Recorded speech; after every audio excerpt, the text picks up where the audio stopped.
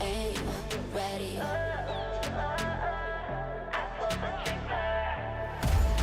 Focus, aim, ready. Speed up in the race, fall back, no chase. Turn up with the bass, gotta level up your game. Looking for the fight, target inside. A knife or an eye, gotta level to the sky. I'm bulletproof, I'm bulletproof. I do what I want and I'm breaking through. I'm bulletproof, I'm bulletproof. Got nothing to lose and I'm coming for you. I'm bulletproof, I'm bulletproof. I do what I want and I'm breaking through. I'm bulletproof, I'm bulletproof. I pull the trigger. Higher level.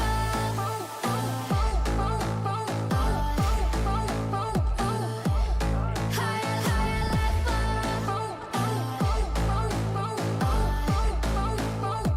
I pull the trigger. Higher level.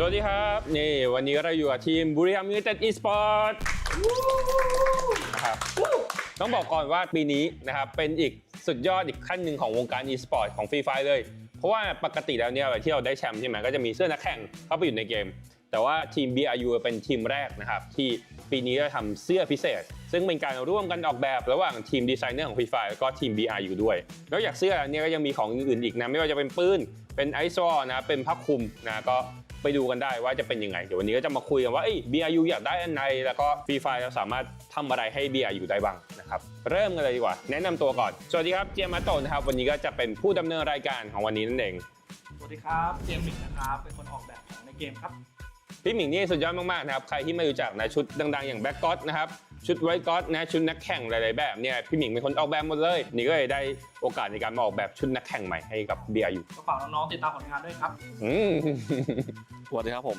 BRUเด็กหลงครับผมเกตไฮ XL ครับผมโจนาครับโมชิครับโมชิผมวาสนาครับเริ่มแรกเลยดีกว่าสีก่อนนึกถึงบุรีรัมย์ก็ต้องสีฟ้าครับสีน้ำเงินสีน้ำเงินสีขาวสีดำก็จะเป็นเน้น3สีนี้ได้นะครับพี่หมิงคิดไว้เอฟเฟกต์บ้าง BRU พี่มั่นใจเอฟเฟกต์น้ำสายฟ้าสายฟ้าแนวชุดกันบ้างดีกว่าแนวชุดอยากได้ชุดประมาณไหนล้ำสมัยครับตัวร้ายครับตัวร้ายไล่เวียนมนต์ครับโหมดอีสปอร์ตใส่เป็นชุดแนวอีสปอร์ตนิดนึงได้เลยเดี๋ยวจดไว้นะครับงั้นเดี๋ยวทีมงานขอตัวไปออกแบบชุดสักครู่หนึ่งนะเดี๋ยวกลับมาดูว่าจะเป็นแบบไหน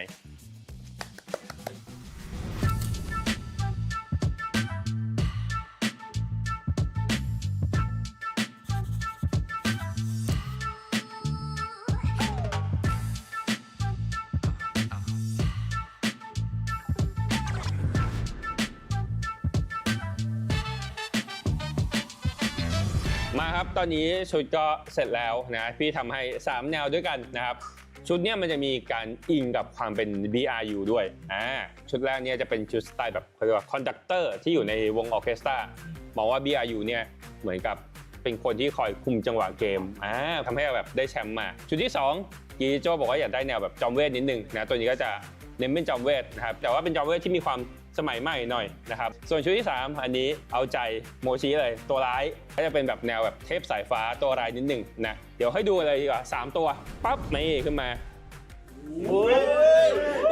อันนี้คือตกใจจริงหรือแกล้งตกใจจริงก็มี3แนวให้ดูนะครับอันแรกก็จะเป็นอย่างที่บอกว่าเป็นแนวแบบคอนดักเตอร์ตัวที่2เป็นจอมเวทแล้วก็ตัวที่3เนี่ยเป็นแนวแบบนินจาตัวร้ายหน่อยๆวิเคราะห์วิจารณ์ได้สำหรับผมก่อนเลยก็น่าจะชอบตัว A ครับตัวแรกแต่แบบอยากได้หัวของตัว B ไปใส่อยากได้หัวสีขาวใช่ผมขาวไปใส่แน่นอนครับผมก็ต้องชอบตัวที่3ครับเพราะผมตัวร้ายหน่อยใช่แต่ว่าผมไม่ได้รองเท้าเป็นแบบว่ารองเท้าไอ้ตัวกลางครับรองเท้าตัวกลางใช่ผมชอบตัวที่2ครับแต่ว่าชอบชุดตัวที่3ครับตรงไหนของตัว2ที่โจชอบทรงผมทรงผมครับใช่แล้วก็ชอบหน้ากากตัว3แล้วก็เสื้อแต่ว่าชอบหน้ากากกับเสื้อตัว3ใช่ครับจริงๆผมชอบทุกแบบนะเพราะว่ามันมีความหมายทุกแบบนี่เหล่าพระเอกว่ะใช่แต่จริงๆผมชอบอันขวาสุดตัวร้ายครับแล้วตัวร้ายแบบว่าเห็นดีไซน์ชุดครั้งแรกแล้วแบบโอ้มันเหมือนนินจาตัวรู้อะพี่ What คือเหมือนแบบซิกแซกได้ ตัวนี้ก็ไม่ใช่ ผมคิดว่าผมใส่ผมน่าจะเล่นพิวผมอยากได้แบบว่าเอามาแมทกับหัวนี้หัวตรงกลางหัวตรงบีครับเอามาแมทกับชุดที่3ครับได้ ใช่ นะครับลองปรับดูพี่เป้บ้าง ผมชอบตัว1กับตัว3ครับถ้าผสมกันนี่คือแบบว่าหล่อเลย โอเค ทีนี้เดี๋ยวจะให้ดูเป็นส่วนๆบ้างนะเมื่อกี้เห็นบอกว่าชอบทรงผมตัว2กันเยอะแต่ความจริงก็มีหัวขาวสไตล์อื่นด้วยนะครับเดี๋ยวมาดูกันปั๊บนี่ชอบอันไหนกันบ้าง ผมซ้ายล่างนะครับโอ้โหต้องเป็นมงกุฎโคตรเท่พี่ ผมชอบไอ้หมวกอันที่6อะครับ อันที่6ดูเหมือนแบบ ตัวร้ายใช่ผมชอบไอ้หัวดำแต่มีมงกุฎครับไอ้ตรงข้างล่างข้างบนหมวก ขวาบนพี่ขวาบนสวยใช่เหมือนกันปะขวาบน เหมือนกันครับตัว3เลยครับหล่อ ข้างบนใช่ไหมพี่ ใช่ใช่ สีดำเฟี้ยวกว่า ใช่ครับ โอเคได้พันหน้ากากบ้าง ผมชอบแบบที่เป็นแมสครับ ทำไมช่วงนี้ ขวาบนใช่ กลัว ช่วงนี้กลัวแบบคน กลัวฝุ่น ใช่เป็นห่วง กลัว คน ฝุ่ ที่เล่นฟรีไฟครับกลัวติดแบบติดโรคติดอะไรอย่างงี้ ผมชอบไอ้สีขาวครับแต่ว่าอยากให้มีเอฟเฟกต์ตรงตาอะไรอย่างเงี้ย ก็คือเอฟเฟกต์เป็นสายฟ้าทั้งตาเลย ใช่ ผมชอบอันที่2ครับ อันที่2 ใช่ดูแบบว่ามีเอฟเฟกต์เยอะดีแล้วก็มีแบบมีลาย ถ้าชอบจริงๆก็ชอบอันที่5ครับ อันที่5 แล้วก็ สีฟ้า แบบใช่เอาตาของอันที่1มาใส่ ชอบอันที่5เหมือนกันครับเหมือนป้อนเลยครับ ต่อมาเป็นเสื้ออันนี้เสื้อเป็นแบบอื่น แต่ว่าเผื่อแบบอยากลองดูแบบอื่นหรือว่าชอบ3อันแรกมากกว่า ชอบ3มันแรกมากกว่าของแบบที่พี่ท อืม ำมาทั้งตัวแล้ว โอเคได้งั้นเดี๋ยวเก็บฟีดแบ็กของ BRU วันนี้แล้วเดี๋ยวไปทำชุดมาให้ดูว่าสุดท้ายเนี่ยชุดจะเป็นแบบไหนนะครับแล้วรอติดตามกันได้เลย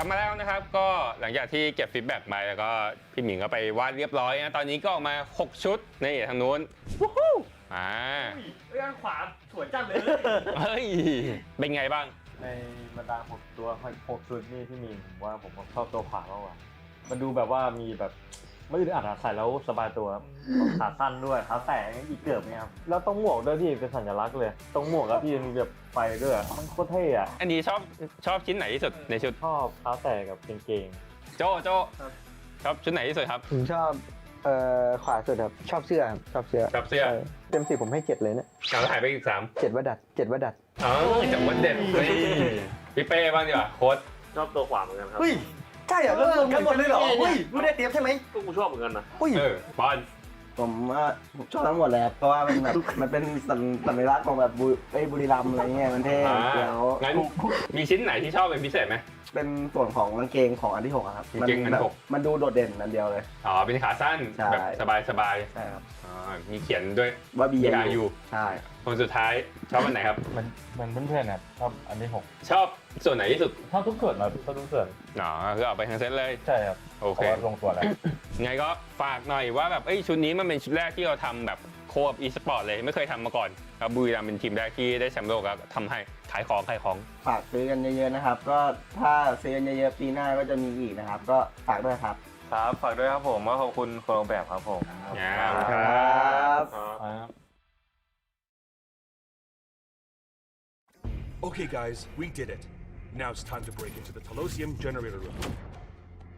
Telosium, huh? The powerful and unstable energy we need.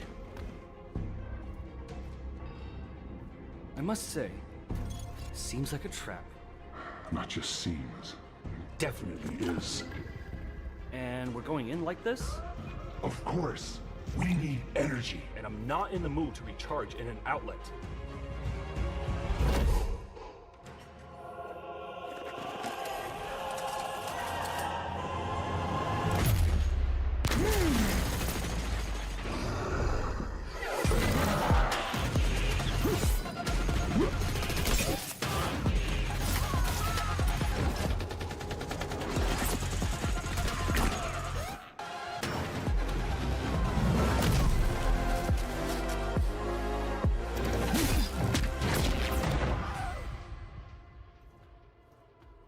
Well done. Was easier than we thought.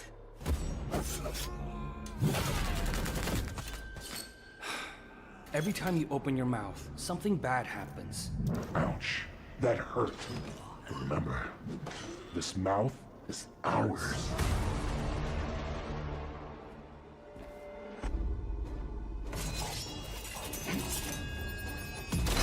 Do you know who the cowboy is? Not a clue.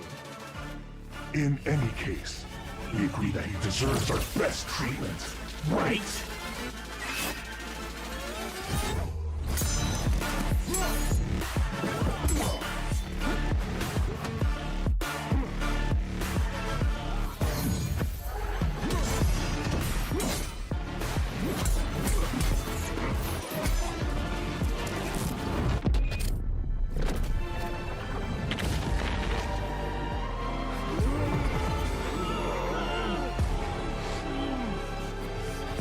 My friend, we'll have to agree. You gave us the best gift of all.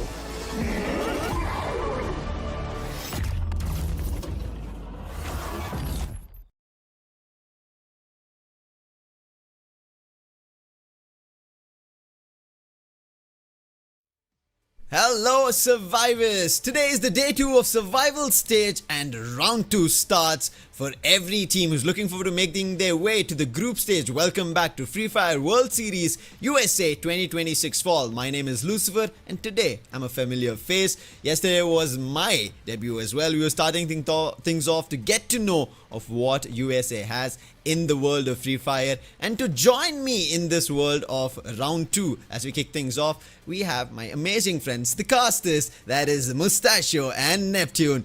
How are you guys feeling good for round 2? Top 9? Who do you think is going to be starting things off? You know what, Neptune? I hate questions like these, man. Lucifer, I'll tell you this. Okay? I start off honestly. I'll be as honest as I can be with answering this question. I really don't care who takes it. It's all about who can survive the survival stage, because everybody's hungry, right? Everybody wants to prove themselves. And this is the road to the global finals as well for the teams out of the USA. So I think those who deserve it at the end of the day will walk away with it. But more than that, those who are hungry for those points will be able to deliver. Now, that's not a cop-out answer. It's just what we have noticed here in the USA region for the past 4 seasons, right? It's never just that one consistent team dominating season after season. There are always new names. There are always new brands. So I'm wondering, though, this time around, whether or not it's going to be the exact same names that pop off. But of course, that's just mere curiosity. Whether or not there's a team I'm looking out for, not yet. Yeah. I'm going with that route as well. It's more of I know we're just talking about being an uncle or not, but as an uncle, same thing. I don't really care who I think will be popping off. It's up to them to make up with the mistakes that they have right now. Because speaking of mistakes, we have a few who are here because they made a mistake in the qualifiers and who also had mistakes in yesterday's game, especially for those in the winner bracket. So it's more of correcting all of those, doing the homework, and then making sure that they catch up to this, because as you did mention, this is a final chance for the team to be able to get into the group stage. One last get-go hurrah for all these teams as they'll be jumping very soon to the group stage. But before that, they have to face the 5 games. But before we jump to the games, let's talk about the tournament format. We started with the FFC and then the survival stage, which is happening this weekend. Today is the last day, 18 teams. But then the group stage is where these teams are eyeing for. They set up with the teams who made their journey in summer, got the invite for fall, the best 6 teams from USA who will be battling for 2 weeks of group stage, then the knockout stage, and finally the best 12 in the grand finals, gentlemen. Definitely looking forward to that, right? Because again, we only have 1 slot on the road to our global finals here for Free Fire USA squads. And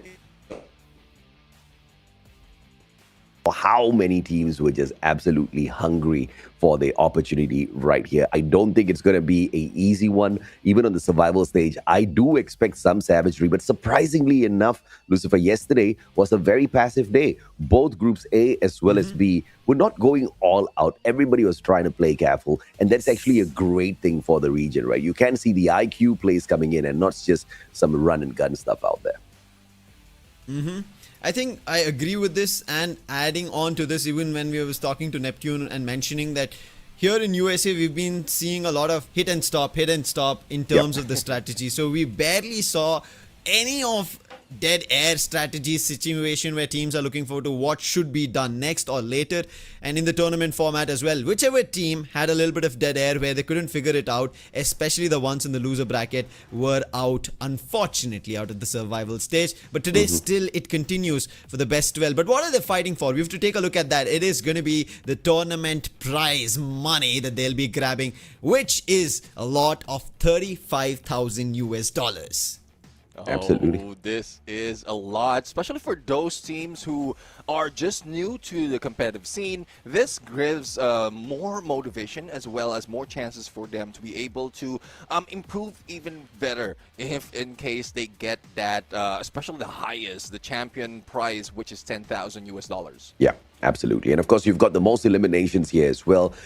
You do have the MVP for the grand finals, and also a little bit of a payout for each phase from the group as on stage onwards at 250 USD, totaling up to 500 for both the stages for the teams that manage to walk through the whole phase with the most damage in totality, right? So not only do we have 30,000 split between whatever the teams can take away, and thing is, you only have this for the top 12. So the teams who are still in the survival stage will not be able to taste this, right? You gotta survive until the group stage to be able to access this 35,000 US dollars on the table.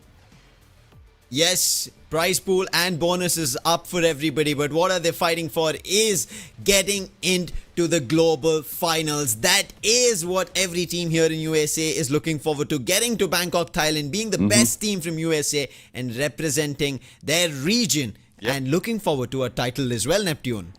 Yeah, I mean, there's one thing that MiaCorp has managed to do when they were introduced in Esports World Cup, and we're eyeing for probably the same team, if not a different team, who will be able to go in fight a little bit better. So hopefully for MiaCorp, they manage to learn a lot out of that experience.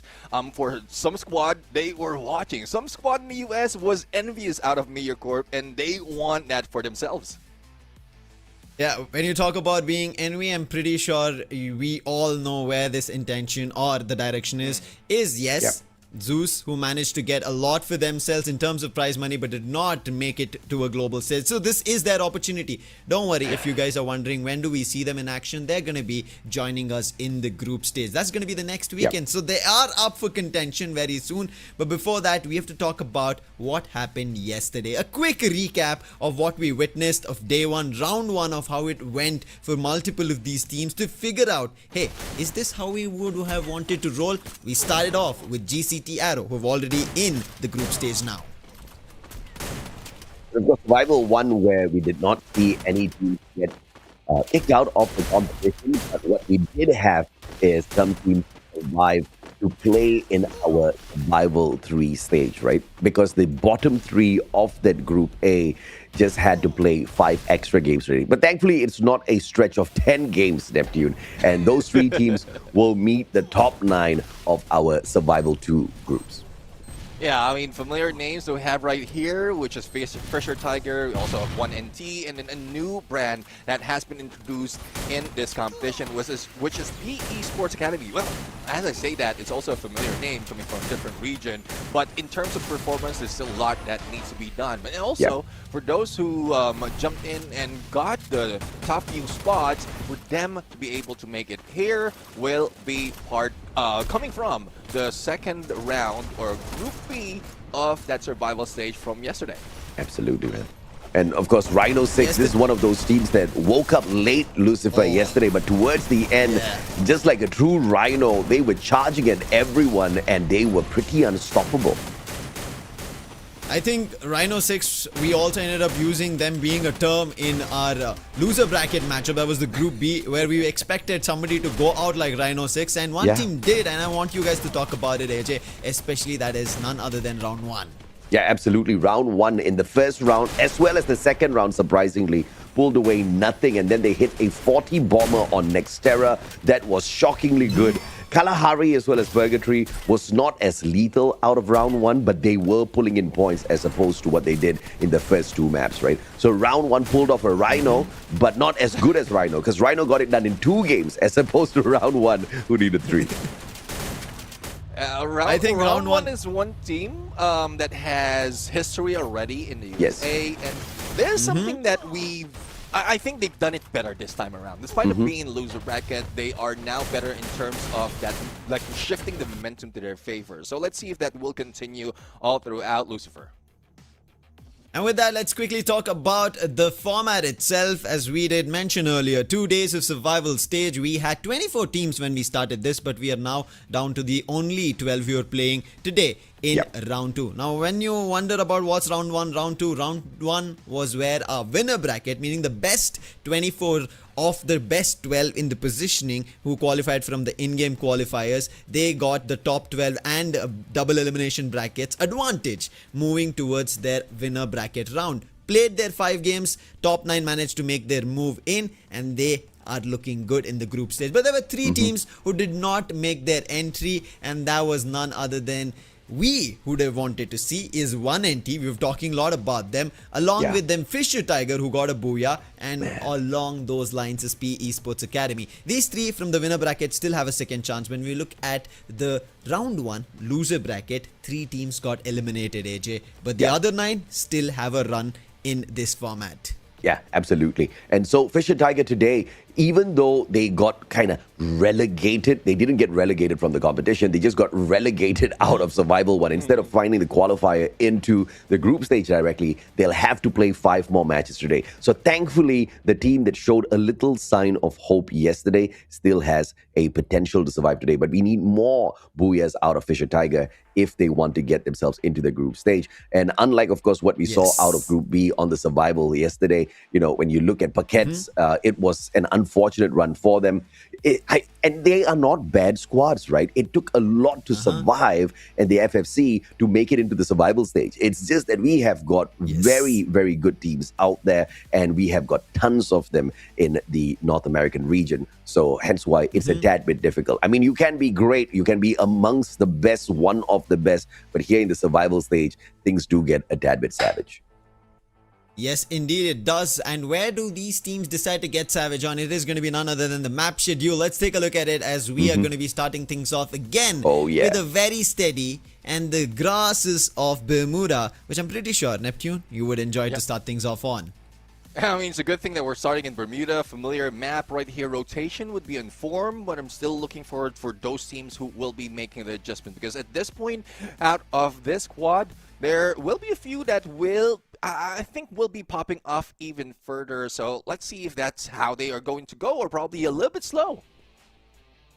Let's see. It's going to be faster, slow, Bermuda, Kalahari, Purgatory, Nextera, and Solara. Like how we witnessed the game yesterday in our round 1 winner bracket. But right now, how does this all matter? How does this all be accounted for? Is none other than the point system, which will be very crucial for qualification. Like how yesterday we ended up seeing Sentinel, unfortunately, even though they were looking good, just because of the last game, did not acquire any points, did not make their way into today's round 2. And hopefully they pay attention to it, because this is written and etched in history. They might be creating their very own AJ, but this is what they have to cling on to acquire points and qualify.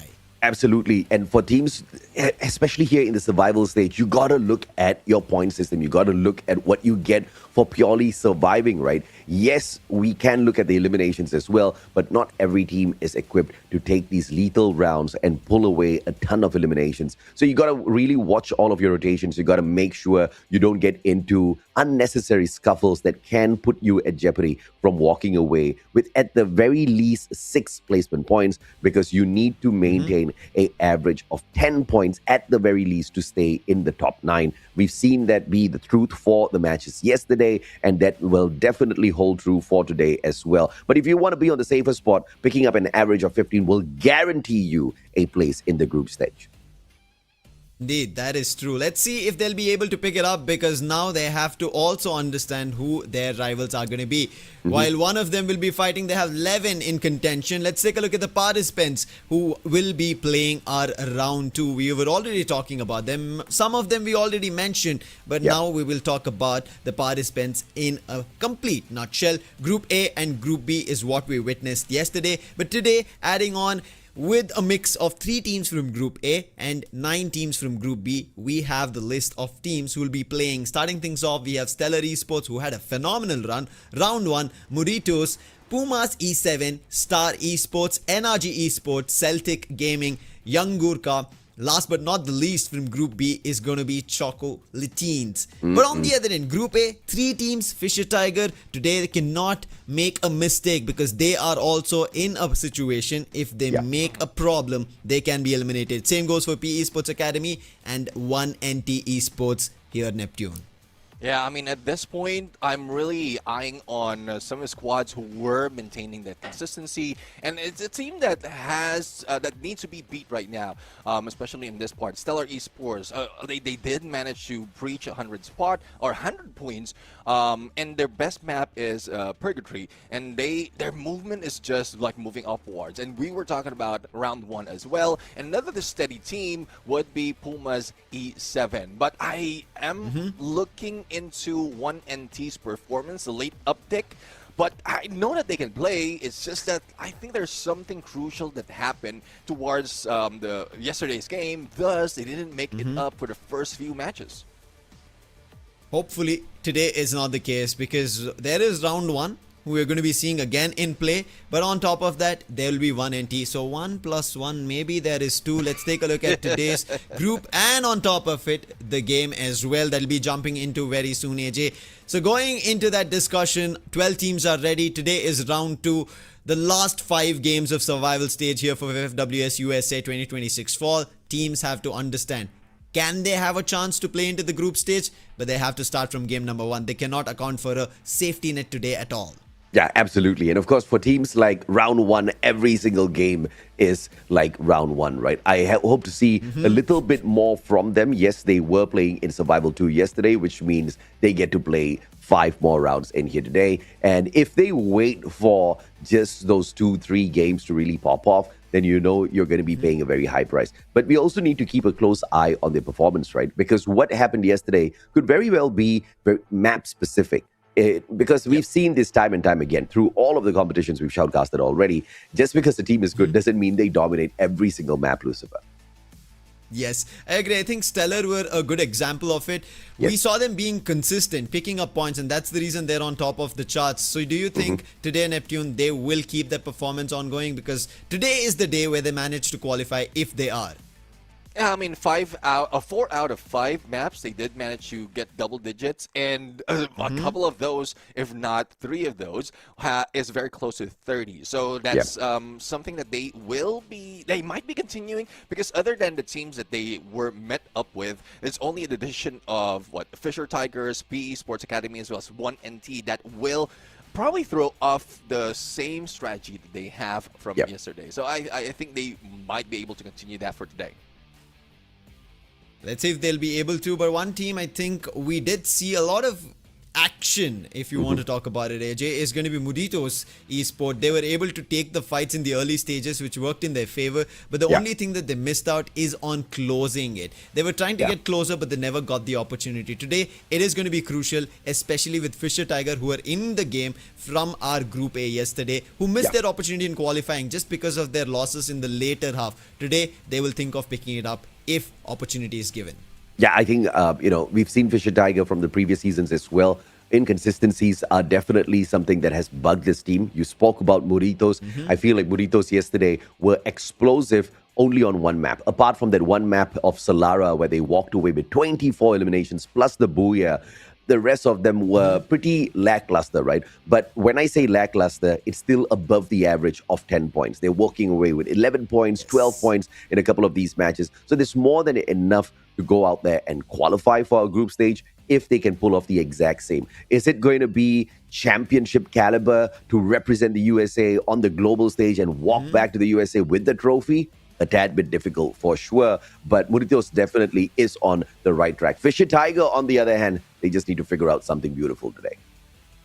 Let's hope they figure out. Both of these teams have had a booyah yesterday. Today, it's time to figure out if they can play the game being consistent. Maybe a game going away from them should be okay. But right as now, the game is ready. Let's jump into it. Our very first game of Bermuda. Mustachio and Neptune, it is yours. Take it away, gentlemen. Thank you very much, Lucifer. We are excited, baby. This is game 1 of day 2. This is survival stage 3. The final opportunity for the teams to make their way into our group stage. Today, once again, the highlight, the focus will be on the top 9 teams. The bottom 3 will be relegated. And this time, relegation does not mean another survival stage. This time, relegation means you go home, good sirs. Yeah, you go home with nothing. And this is what the teams will be eyeing for in this first map. And again, as I mentioned earlier, it's a good thing that we're going to start it off in a familiar map, because for those who are going for late uptick, this is what they need, a little bit of warm-up game. But I don't think a lot of squad will be treating this as a warm-up, especially in this final day of qualification, and they might be hitting hard from the get-go. But for those who want to hit hard, make sure that you grab that Buriram Champion bundle once it has been released, and we're seeing that it will be coming in on September 10th. So come and prepare for that as the team is preparing for the battle at hand. You know what, Neptune, I love the fact that we have been casting across multiple regions, across multiple tournaments, and little by little we have been getting teasers of this Buriram Champion bundle, man. And all thanks to the FFWS USA, we now understand that it's going to be the 10th of September. So now we have got a specific date to look forward to as well. I am very, very excited. I want to get more information. Perhaps we need to cast another new region to find out that new info. Stellar Gaming, we talked about this with Lucifer. They were pretty stellar yesterday, but perhaps not the most consistent team. 1NT started off with a miserable run, but I'm very sure they are not looking to do that today based on how they are playing. You know, in the initial first few matches yesterday, 1NT were playing like they were not interested at all, and we suspected that there was something wrong in the background with the squad where they were throwing their matches, and they did just enough at the end of the day. And even if they didn't do enough, it wasn't a situation where they were going to get kicked out of the competition because they were from Group A. But they do not have that same viability today. They need to pick it up from the very start. Yeah, I mean, we were talking about that for 1NT, but look at Stellar Gaming. They're the ones we are eyeing to make a good run right now. Yeah. But I do agree that it might be map specific, because even in Bermuda from yesterday, it's not very high. They placed getting 4 on placement and not so much of elimination. Does 11. But looking at it right now, it's now left to our Mofat to be able to revive them, but the guy is broke. Without Ryan, he might be able to survive a few scuffle, but it might be tough right now, because I think Monitos is in a hunt, or probably the same strategy of just running away. Yeah, the revive timer kicked in there, so good survival from Imomafat here as the squad makes its way back in. And you're absolutely right about Stellar Gaming and their performance yesterday on this Bermuda map, right? Not the most explosive one. In fact, their next Terra performance was even worse. So is that just a shed of bad luck, or is that truly a composition of what they are able to pull off here? And is that all they're capable of in terms of performance for these maps? We'll have to analyze today. Pepe Close, beautiful shot for the Car 98. Will get the knock at 1NT. Just as we thought they were starting off hot, they are getting clapped left, right, center. Retired, the final player here, and all thanks to the stealth pipes off of the Moss. I was wondering why aren't they shooting at him just yet? It's because they can't see him just yet, and that will allow him to get to a safer spot and wait for the revive for the rest of his team members. He does have some coins on him, but of course many coin machines right in front for him to loot up and bring his buddies right back. With 1,100 coins, he just needs 100 more to hit the triple revive.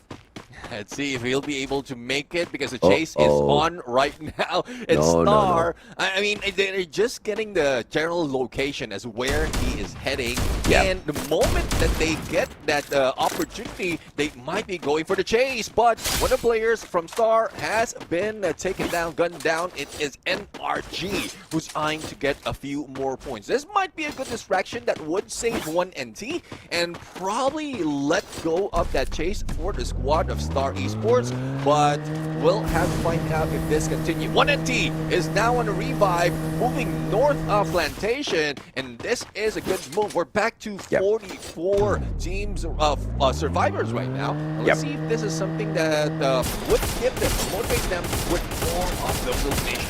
And round one on this first round in itself, picking up some solid points here. Celtic, GG right ahead of them. Open grounds battle. This is a ballsy move from round one. They're not afraid at all of getting shot at. And I think that's the wrong move. You gotta be afraid of getting shot at, especially in these open grounds, because look at the number of glue walls they have. Barely anything on them, right? But they are taking the fight up against a team who's not stopping by, waiting to take those shots up against them. So they will have a little bit of an advantage. 1NT Aurelio could not do much there at the vending machine as NRG's players catch up with him, and Wazda walks away with a VSS knockdown. All right, NRG, Star Esports is going close against each other, and they're making the same rotation.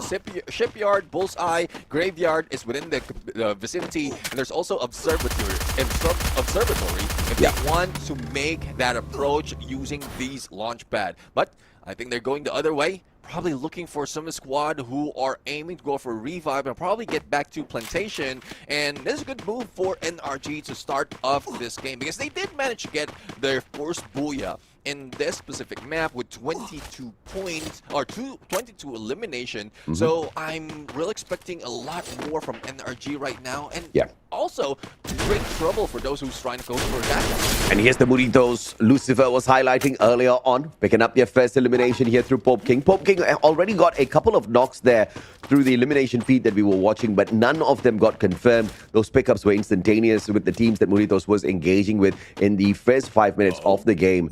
This is their first confirmation, and perhaps a full-blown battle up against NRG is on the plate here for Muritos. Lautas, on the other hand, got a vending machine, but the man has got no coins, absolutely broke.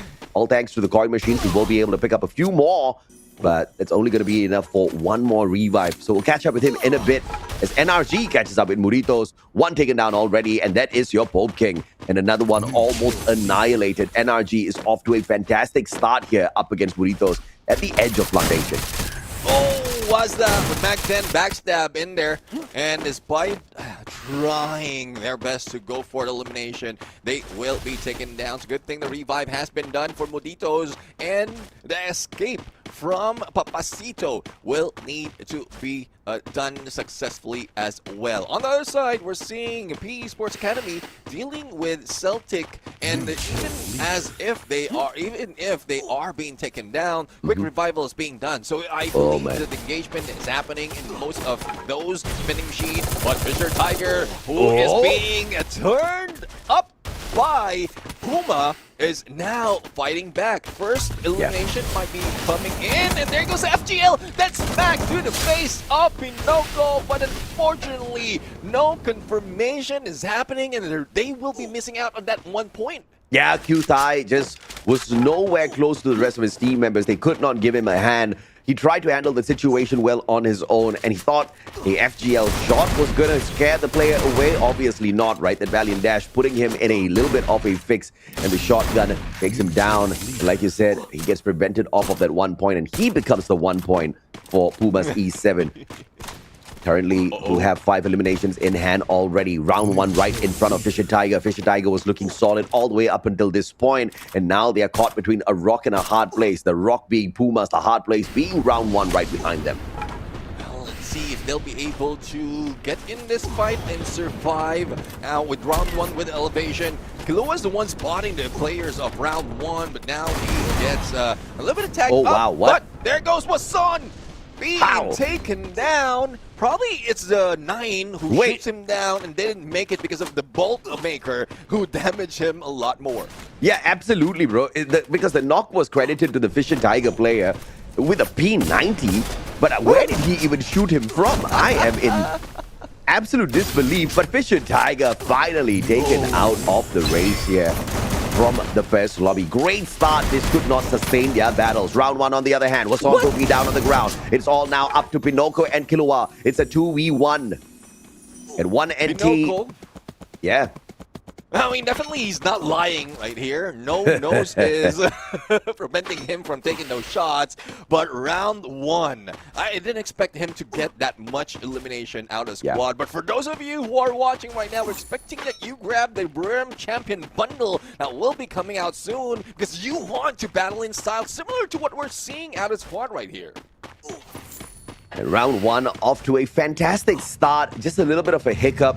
12 points that we talk about being, somewhere around a decent average, slightly on the better side because 10 is the lower end, 15 is the higher end. They're already on 12 with their eliminations. If they survive a little bit longer, maybe pull away 3 points, this would be a damn good first round. But the time turner, 2v1, holy lord, how did Lian walk away with that one? The Mag 7, but could not get the confirmation onto Killua. A valiant effort there with the time turner, just could not see it all the way through since he had no backup. Yeah, Leon K is one of the MVPs the moment that we've seen round 1 pop off, especially in their breakout game in Nextera. So I know that Leon K has that capability, and you saw the movement out of the guy. He's just weaving in and out of those glue walls as well as the time turner against 2 players. So it's a good thing that he did manage to go for a revive, giving them more opportunity for survivability, but time's running out because we're on the 3rd going into the 4th phase, and we're counting down to almost 40 seconds, but the Esports Academy 10th elimination, and they might be able to spot on one more on the side. Now, Easy King, Hasta la vista might be the word for him, and there you have it. But 9 says no in this instance and tries to revive some of the teammates. And Easy King says that was easy. Now Chocolate Team's right in front. Looks like PE Esports Academy gets to pick up a couple of more points here. Easy King has got the AWM and the Kar98. Deadly combo here. And with the Stealth Whites flanking around towards the left-hand side as well. Chocolate Teams has got no idea exactly what is approaching them. As they try to get away, they've got 2 vehicles here with 2 boosts on. Esports Academy, no, these, no, you gotta get out of there, man. There you go. Okay, things are working once again here for TRP7. Almost got caught out there. The Chocolate Teams perhaps out of the pan into the fire. Round 1's right in front of them alongside NRG. The Dinocular scans out NRG, but the question is, was that from Chocolate Teams on that rotation or Round 1 who's looking for some recovery points? Now, in either way, Chocolate Teens did manage to find the edge of the circle and a few compounds to work with. They even have an ender drop, but this is more of, if they grab that, they will have more weapons, more utilities, but it also exposed them for the other teams who's waiting nearby. So one reason why NRG have them on their sights right now, and we're seeing one of the players from Puma's E7 being revived back, but might be heading in towards round 1. So a few more points that will be gathered by that squad. And as we look at it, we still have 11 teams remaining, and the zone's closing in from 3rd going to 4th. I have an incredible amount of respect for these players here in the world of Free Fire.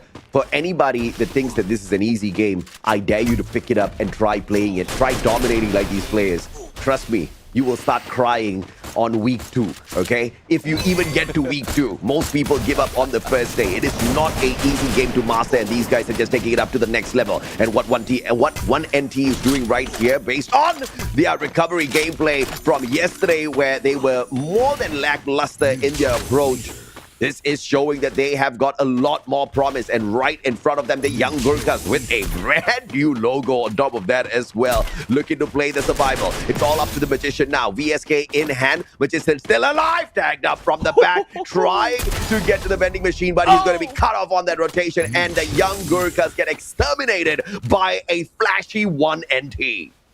I mean, that Magician needs to find a new trick in stage, because it's more of the vanishing trick that he is pulling off. But for round 1, they've done a lot, and this is what we're talking about. Lian's game is the sole survivor for the moment. He needs to push himself onto peak, probably into one of the vending machines, but judging from the teams that, or the players that he spotted in here, he will be backing away. Spotted Puma's E7, but this might be a bait and switch, because we have a couple of players who is in here already, and this would turn into a 1v2, easily 1v3 with Pumas. Yeah, I mean, Lian K just asking for trouble here on that rotation. He already spotted those players right behind. Thought of cutting the distance down a tad bit more to take that fight, but I think that was just unnecessary. He did have the Kar98 to engage them from from afar. Problem is he did not have any defensive spots on him, but he just was too far in there, had to commit to the fight, and that commitment led to the elimination of round 1 from this lobby. But valiant effort though, I think they've picked up more than enough points already in terms of averages. 1NT on the other hand, just showing us a very different version of themselves. 17 eliminations and they are not done just yet. Good grenade tossed on out towards Chocolatines. Does not get the tag up just yet, but that will be the warning shot for Chocolatines. Oh no, the second one does find a massive connection. But the players on the side of 1NT are not bothered to go in for the rush just yet. They're trying to time this one right. And the question is, when will be that right timing as the lightning zone is pulled out as well? UAV does get the scan on the area, Neptune. It's going to be crucial for them to play this timing right because Pumas are watching as well from the back. Yeah, for 1NTs, I think they're trying to wait either for the shift to end as well as for that lightning zone to expire. But for Chocolatines, they are in a good spot right now. Pumas will be eliminated. We're down to 5 teams already. Yeah. And Chocolatines need to be wary of 1NT is. Try and stack up with each other, saving up those HP and those meds as well. But the moment that they will be needing to move, then that's where they will be put in the crosshairs of Chocolatines. Hopefully, they are ready for that. And Chocolatines are the ones with the advantage here, but they're not inside the next circle just yet as they see 1NT running straight towards them. They want to go in for the engagement. They've already hunkered down at the defensive spot, and a beautiful play here by TRP. M82B straight to the head, but Baby King has been knocked down in reverse already. 1NT barricading themselves with those blue walls. Pulls out the time turner as well. Toby does not get the slay just yet. MP40 straight up and will finally knock down one wall. Barricades himself in with those blue walls. 1NT down by those 2 players, but the rest of them absolutely annihilated because Star jumps into the play as well, chucking in a couple of ice grenades towards these players. Either way, if 1NT survives this, I don't think Star will allow them to get very far. But Stellar Gaming shows up from the back, and Star now are going to be pressured as well.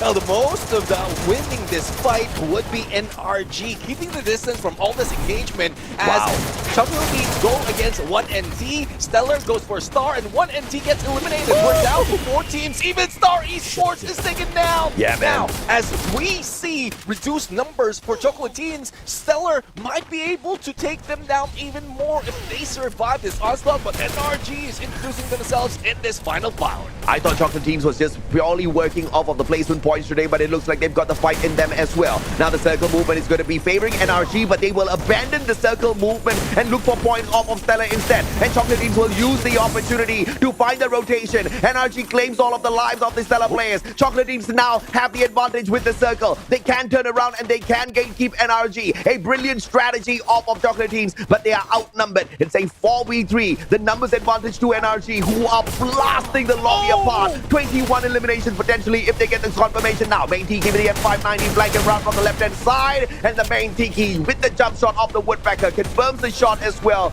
3v1 now. Chocolatines no pickup, and NRG walks away with a massive booyah for game 1. And in that game, it's not as if NRG was just sitting and waiting. They're also dipping their feet in those fights just from a distance. And congratulations for the first booyah of the day.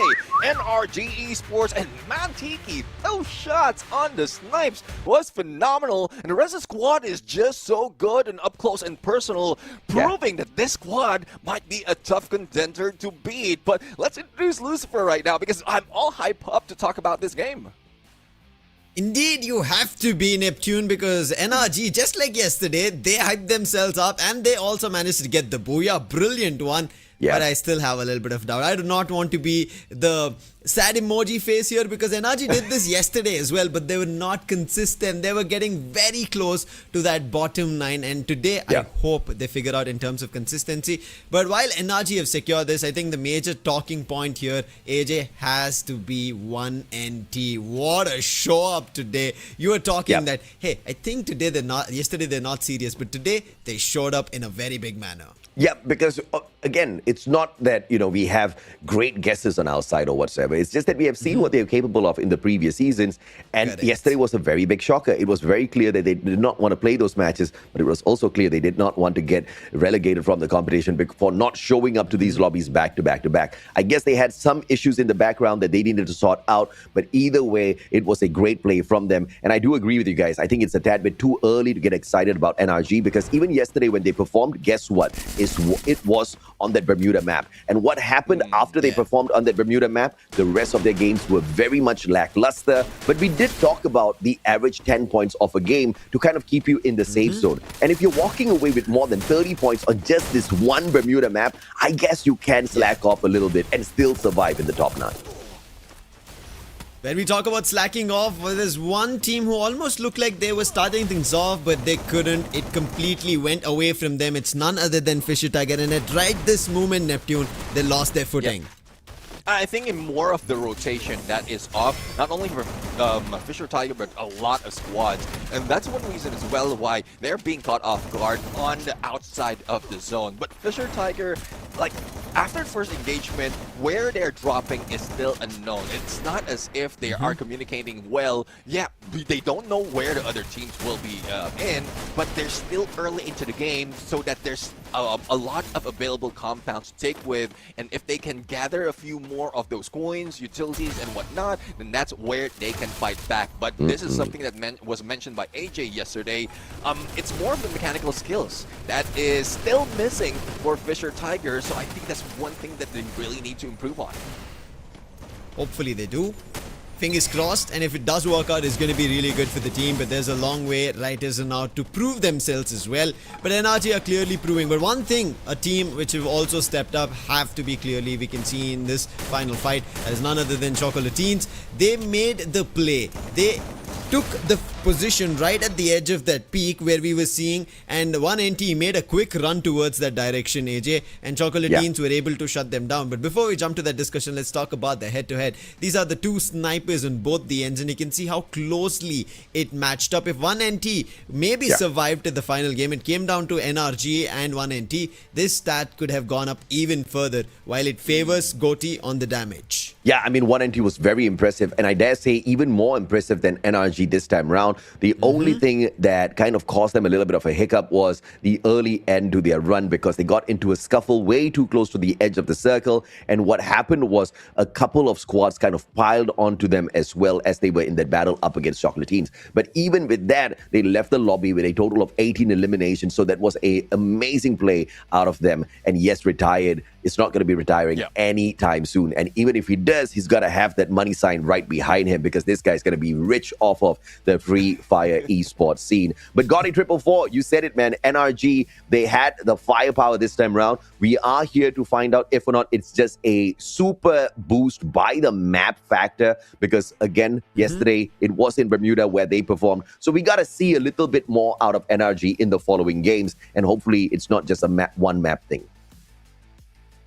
Not just a map thing, but right as now, at least in this map, we've seen big stats being put up from the teams itself. Neptune, you can see 116 eliminations. Throwables still a little lower, but we can see the damage also. Compared to yesterday's games, it is shot up big time. Yeah, I mean, I'm really loving that the teams are already catching up on a revival spree that we've seen. And I guess it's the hunger of the squad to be able to maintain their team's survivability at this point. And I do agree with some of the things that AJ did mention for that head-to-head that we have earlier, and I have a few comments for 1NT, especially with the position that they were taking in that peak area, that compound, that wall area. If they invested a few more on those launch pad, they might have taken a backstab against probably NRG, or jump onto NRG so that they will not be safe, and then keep themselves safe from Chocolatines. But more easier said than done, because we've seen when NRG was in, like, on a team versus team, it's like as if NRG was just lighting the battlefield up. Yeah. And also to add on a little bit more to that as well, right, Neptune? When 1NT was taking the battle up against Chocolatines, the very smart NRG from across, and I don't even know how they were finding connections with the M590 from that distance, but they were stealing off points from 1NT's hard work. And I think that was a brilliant play from them. Not just were they passive and staying away from the battle, but they were keeping a safe distance as they were collecting more points on the battlefield as well. And I think, of course, that was one of the smarter moves out there that we have seen in this first lobby, Lucifer.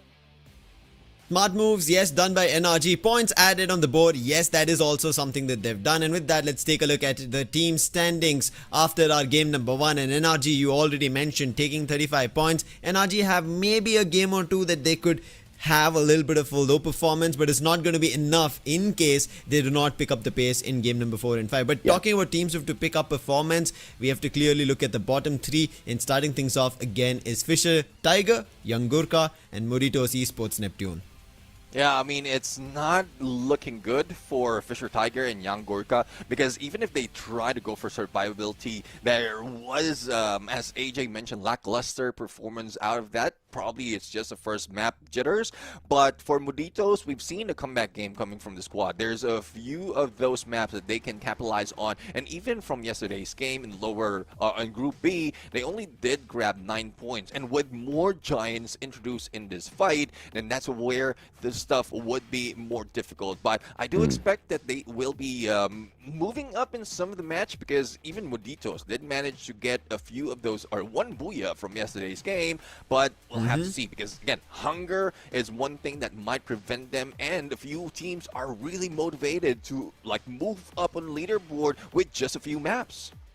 If I may as well, Lucifer, we talked about the minimum 10-pointer, right? Check out the leaderboard, man. Celtic Gaming sitting down on the 9th spot are literally on that lower average of the 10 points that we are looking for. And the teams down at the bottom are in a rough spot, right? But what is amazing is above Celtic Gaming, the minimum is starting off at 15. If these teams continue on with this spacing, Moritos, Young Gurkha, Fisher Tiger, they can say goodbye to their opportunity right here, right now, if they do not start picking up these average points that we were talking about.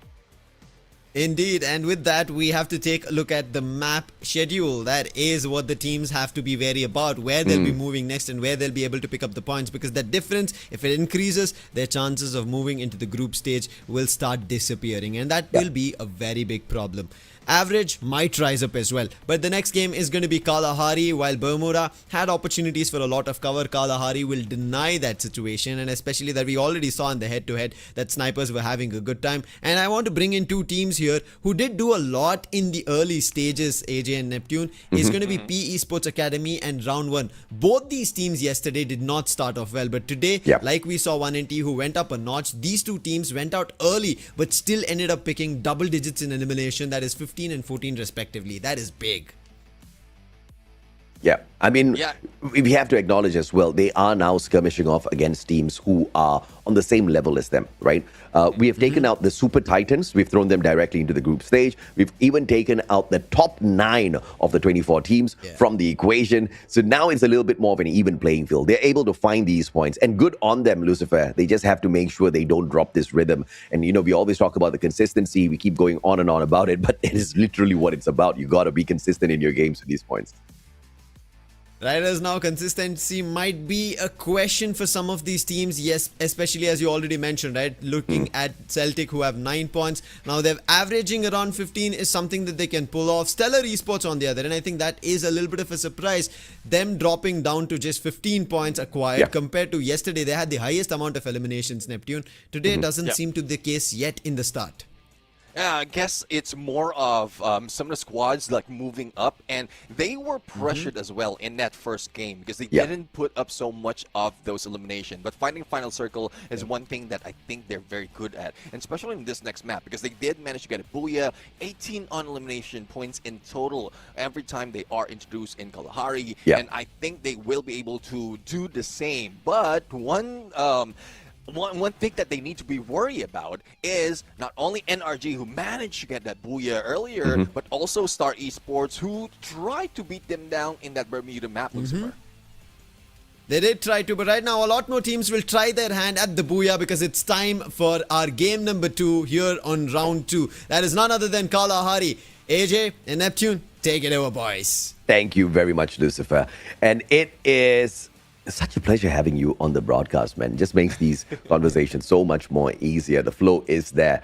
Neptune, we were looking at the map being a factor, and it's just really surprising that Stellar walked away with the exact same number of points that they took away from Bermuda yesterday. But there's a very big thing in terms of a difference of how they did it. Yesterday, only 4 placement points. Today, they get 8 placement points, but the exact same number of overall points claimed from Bermuda. So they had dropped in terms of their elimination performance, but increased in terms of survivability. I'm not going to complain at all, right? They're working on their weak points. I think this is going to pay off later on when they move on into the group stage. But if you look at Kalahari, yesterday, it was Stellar Gaming that walked away with a booyah. And in the first group, it was Fisher Tiger, surprisingly, with the survival gameplay, barely any eliminations. And it's the Fisher Tiger that's dropping in here for a hot drop up against Muritos in Council Hall. And that's one thing though, with this new groupings that Fisher Tigers have to face off against, it would be difficult for them to really ease up on the gas, and hopefully they will go more on the firepower. But Fisher Tiger, Voids, do have a combination with Q-Tai, and Q-Tai is one of those that has accuracy. But with the split that's being done, there goes the knockout simultaneously for both the players. And I don't know if that's intentional, but if it is, that was a smart move coming from Muritos. Yeah, unfortunately, that was just a gun advantage for Muritos in that particular situation. The Mag-10 as well as the Mag-7 in such a close proximity is going to blow your opponents apart in the earlier phases of the game. Now, Goldfan has got the AC-80 in hand. Papacito has got his head sticking out from the roof here. So it is a great opportunity for Ken Fan, but he just could not get that aim on. And at the very same time, pressured from the back as well. Papacito will be the one to confirm the elimination with the SKS. And Muritos now picking up 3 solid points. The final survivor from Fisher Tiger, though, has managed to scurry away. Now, the action does not stop. Here comes Celtic Gaming as well, popping into NRG very early on. And Nando just playing the 2v1 situation. And Celtic Gaming's Edwin spotted out as well. Nando too low on that HP, does not want to engage just yet.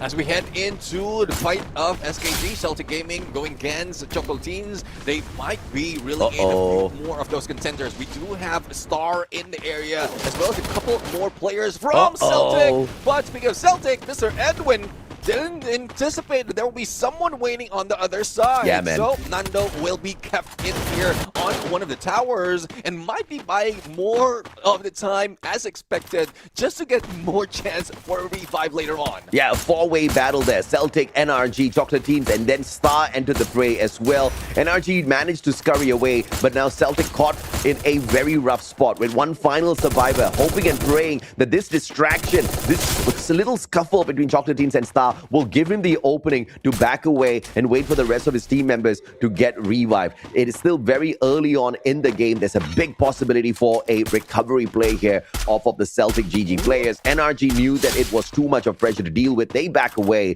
But the way Chocolatines are dealing with Star right now shows me that they have definitely managed to have those conversations and focus on how do they set themselves up for battles like these. And I think they're taking it a little bit more patiently now.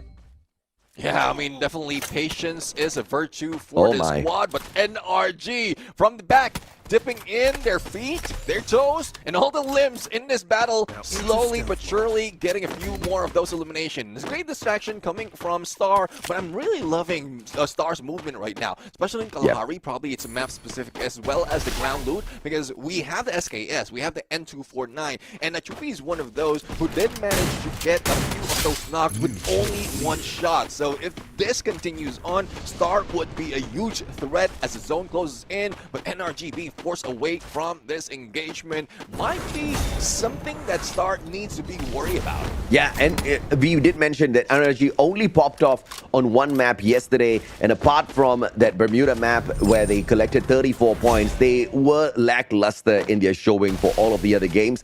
Is this going to be the case, or do we see the recovery right here, right now, to say that, you know, yesterday was just a pure situational based thing? Luck was just not on their side. NRG has got a lot to prove here, even though they walked away with the first booyah of the day. And now Stella on this high ground, and now Mamo Fat is driving straight up towards the NRG players. It's now again a 3-way battle. Chocolatines, NRG, Stella.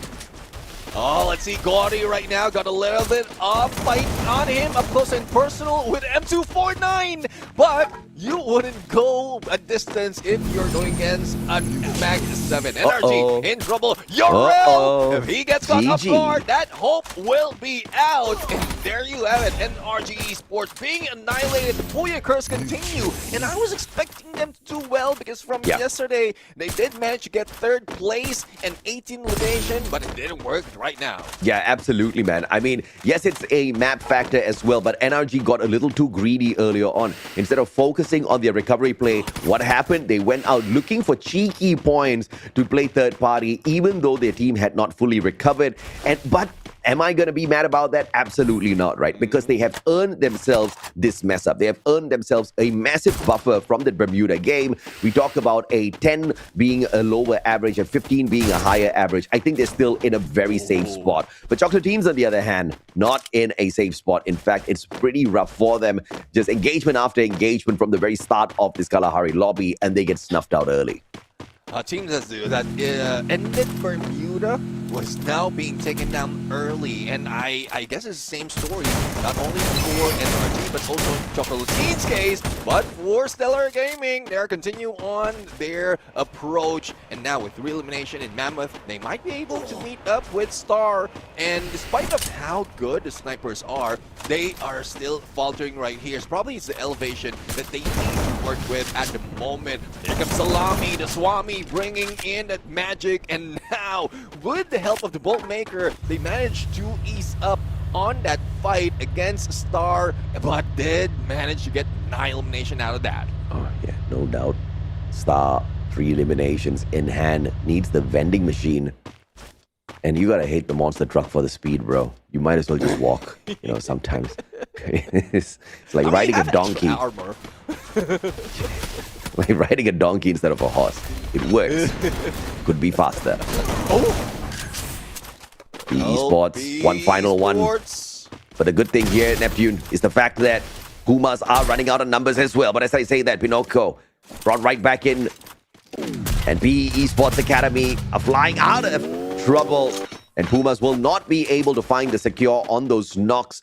And instead, they will have to slow down their own pace to play a little bit of recovery. And that gives PE Sports Academy the opening to pull in all of those revives. And the boys should be back in it in a little. Let's see if they will be able to recuperate, loot up as much as we are looking at Fisher Tiger now. A good chance to take down 1NT. If this team gets taken down, a much hungrier squad will be eliminated, giving a more opportunity for them to continue that booyah streak in this specific map. But judging from the position as well as where they are at right now, with the zone closing in a few seconds, they will need to be cautious, especially for Boyd stepping out in there with 3 against him. Well, Fisher Tiger, if you want to go poking at the bear, you better be capable of taking down that bear when it turns around.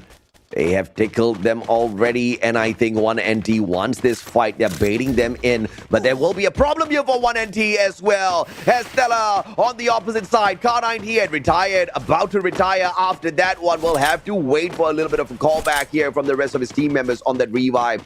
Backing away from Fisher Tiger, and it's Stella that catches them a tad bit off guard. 1NT did not see that one coming.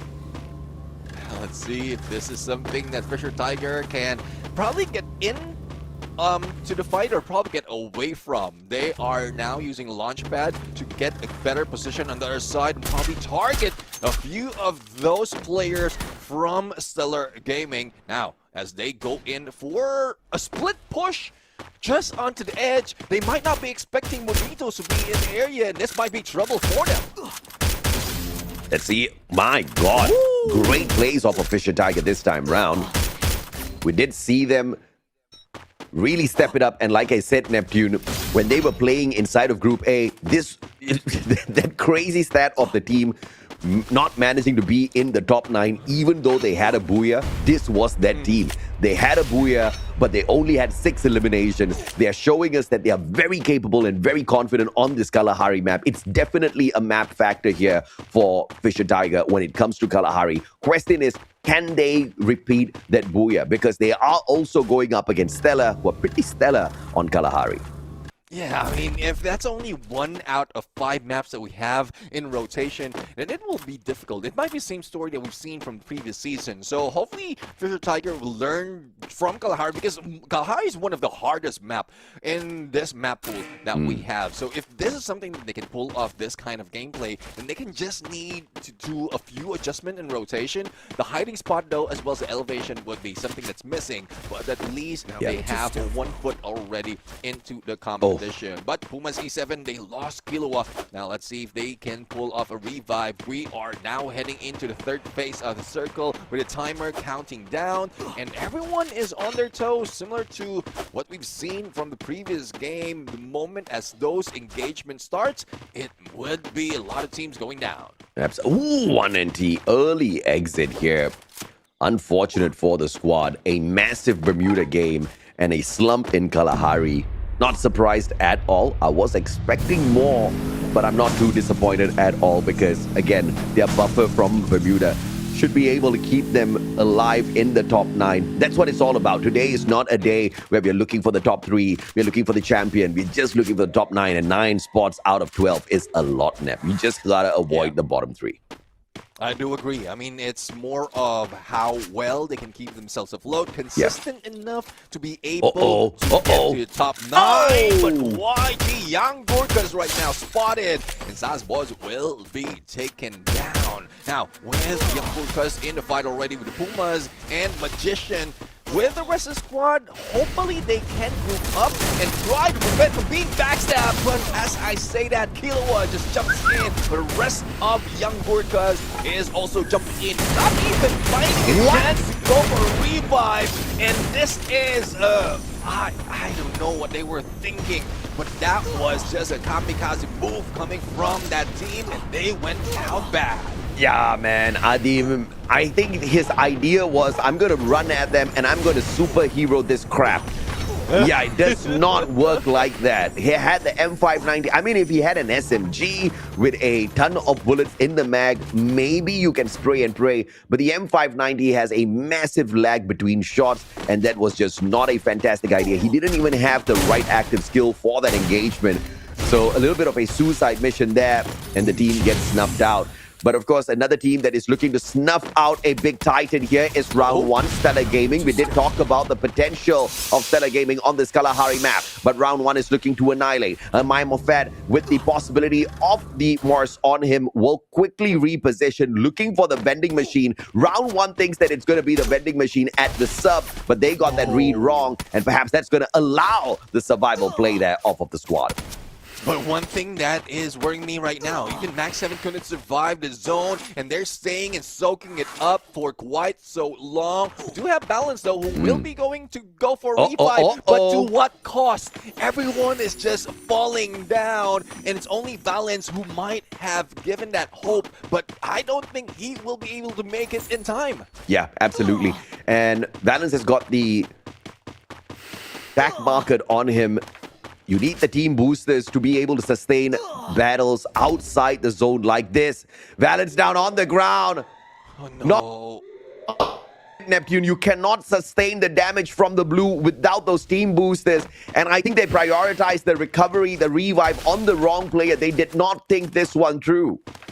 Yeah, I mean, hopefully the ones that has been revived has already made their way in command post. There's one vending machine, but you can see how much of the team is already in here. SKG, Celtic Gaming. Wait, they found one player from Stellar, but they didn't take it down. I'm a bot with the blue wall. Sally Dash is there. Unfortunately, not enough manpower to do so. And now Celtic will be able to annihilate them, but they lost one player. They do have a vending machine, as I mentioned earlier, but will this be enough? Will they have time to regroup?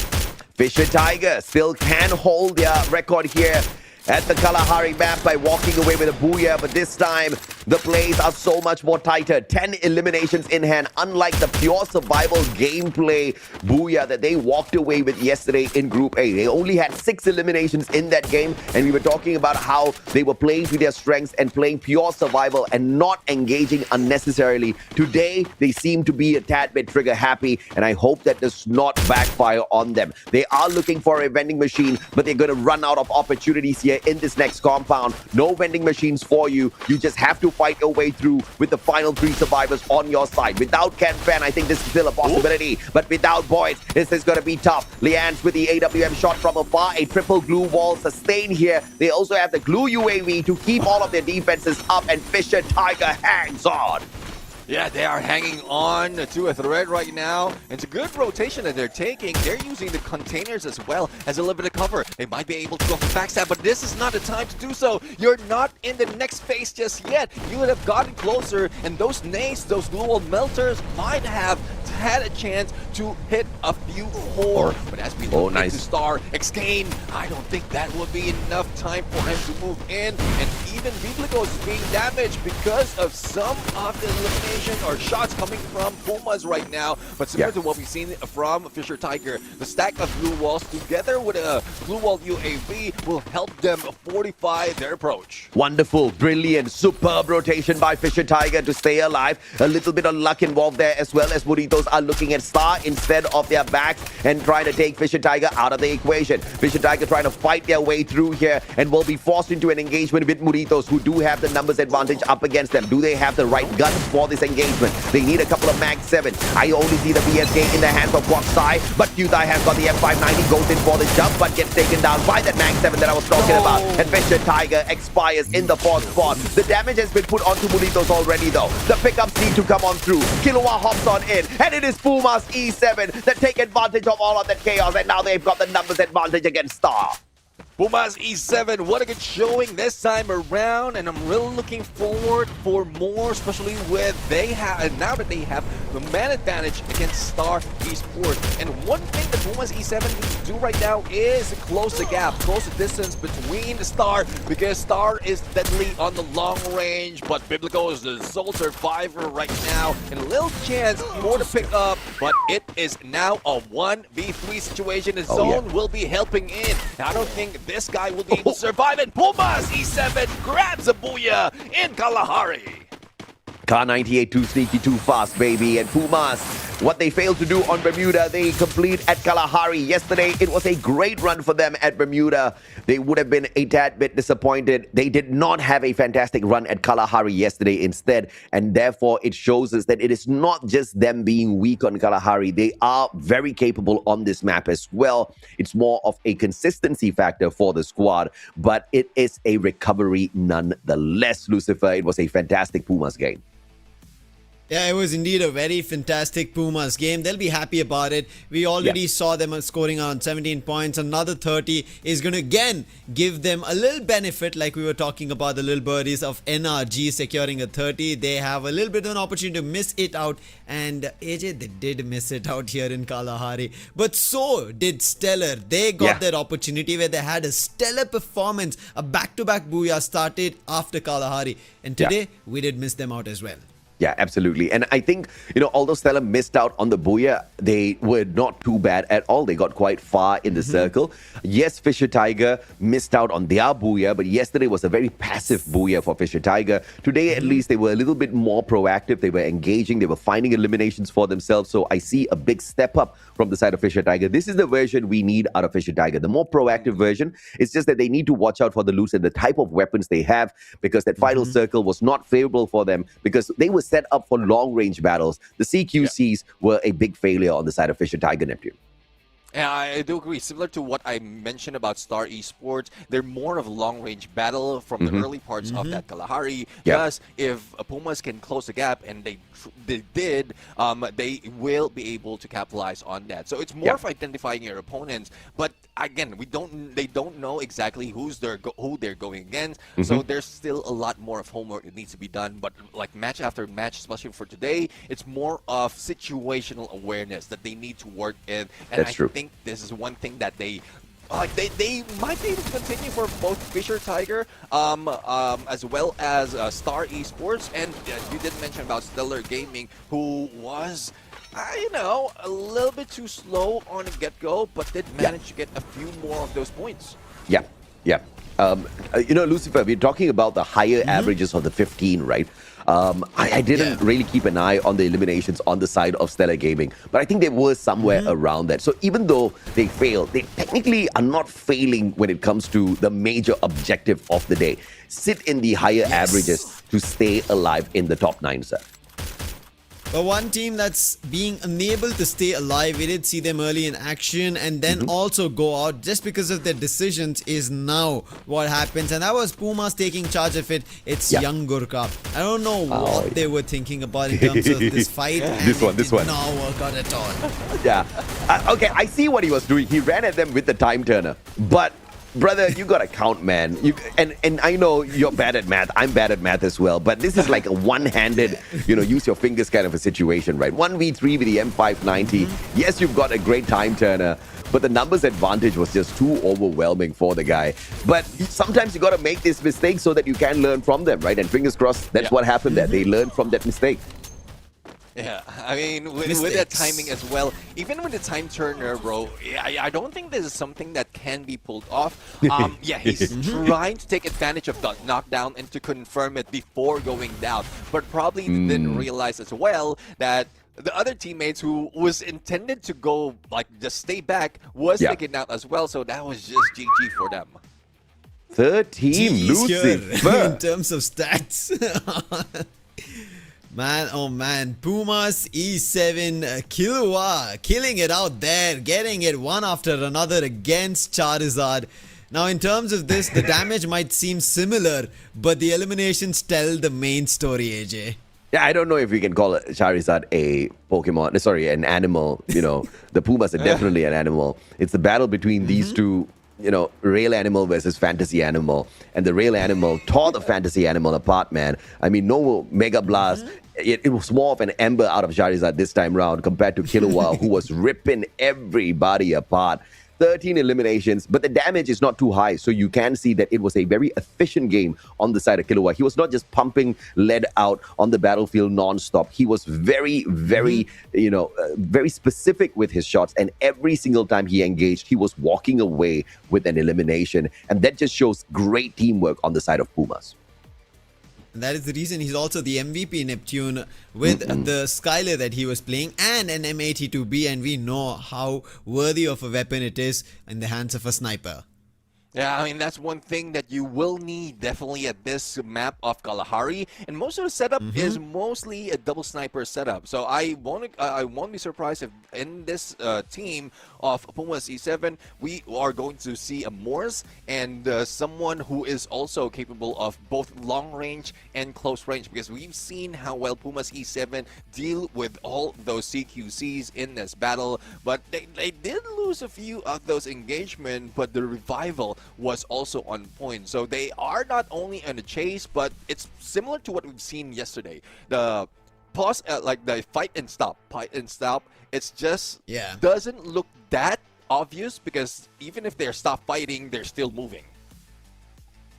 Moving are the stats. This time take a little bit of a turn in the other direction. While we saw a big increase after Bermuda, after Kalahari, it still is the triple digit. Not much to be worried about it here, AJ. But it does tell us that teams, even though they managed to figure out the rescue, the way Pumas were bagging teams up one after another, it all started with, I think, the initial clash up in the very early drops. But as soon as they had a team, just like how we saw in the replay as well, how they were able to put down young Gurkhas, as soon as they have somebody in their scope, they were taking them all out. Yeah, no doubt at all. I mean, slightly lower number of eliminations in totality, but the teams that were pulling away the numbers have shifted a tad bit as well, right? And I feel like that is good for the overall grand scheme of things here in this lobby between the 12 squads.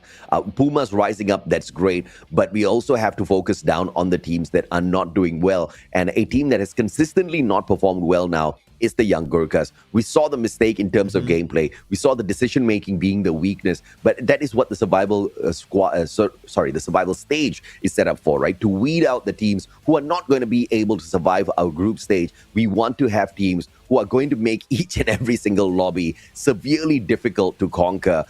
Like what Pumas did right now, it has to be more difficult on that group stage. It will be more difficult on that group stage. And if the teams like Young Gurkhas cannot survive a lobby like this, they are going to be decimated later on. So, the weeding out process, unfortunately, has to continue. Let's see with that weeding out process in terms of the points, how much these teams have acquired for themselves, as we'll be jumping into the team standings. And you can see Young Gurkha, they are not getting anywhere closer to the double digits that we expect, especially after a single game, and they're still sitting at 5. Fisher Tiger, a little bit of a better performance here, picked up pace. 17 is what they get, but you can see the difference already with the teams you mentioned about AJ is them running away with points, and there'll be a clear difference between the top 9 teams and the bottom 3 who will be completely missing. But NRG, we gave them a leeway that if they did not perform in a game, it is fine. But the same cannot be said for 1NT Esports here, Neptune. That previous game was a dead ring for them, which did not work out. Well, the only thing that really worked out for NRG at this moment, thus they are in second place, is they rake up a lot of points. 35 out of that Bermuda. In comparison to 1NT, 24, it's still high, but again, they will be overtaken by those squads who manage to pull off a lot in that specific game. Not only is Pumas E7 is in there, we've also seen the consistency out of R1, and we've seen Stellar Gaming as well as Star Esports pull off the same double digits. So thus, they push themselves in between these two squads, and I think if this happens, like, we're not looking for booyahs yet. We're looking for just consistency in terms of numbers. If this happens, even for the remaining 3 games, we might be seeing the same teams on that top 9.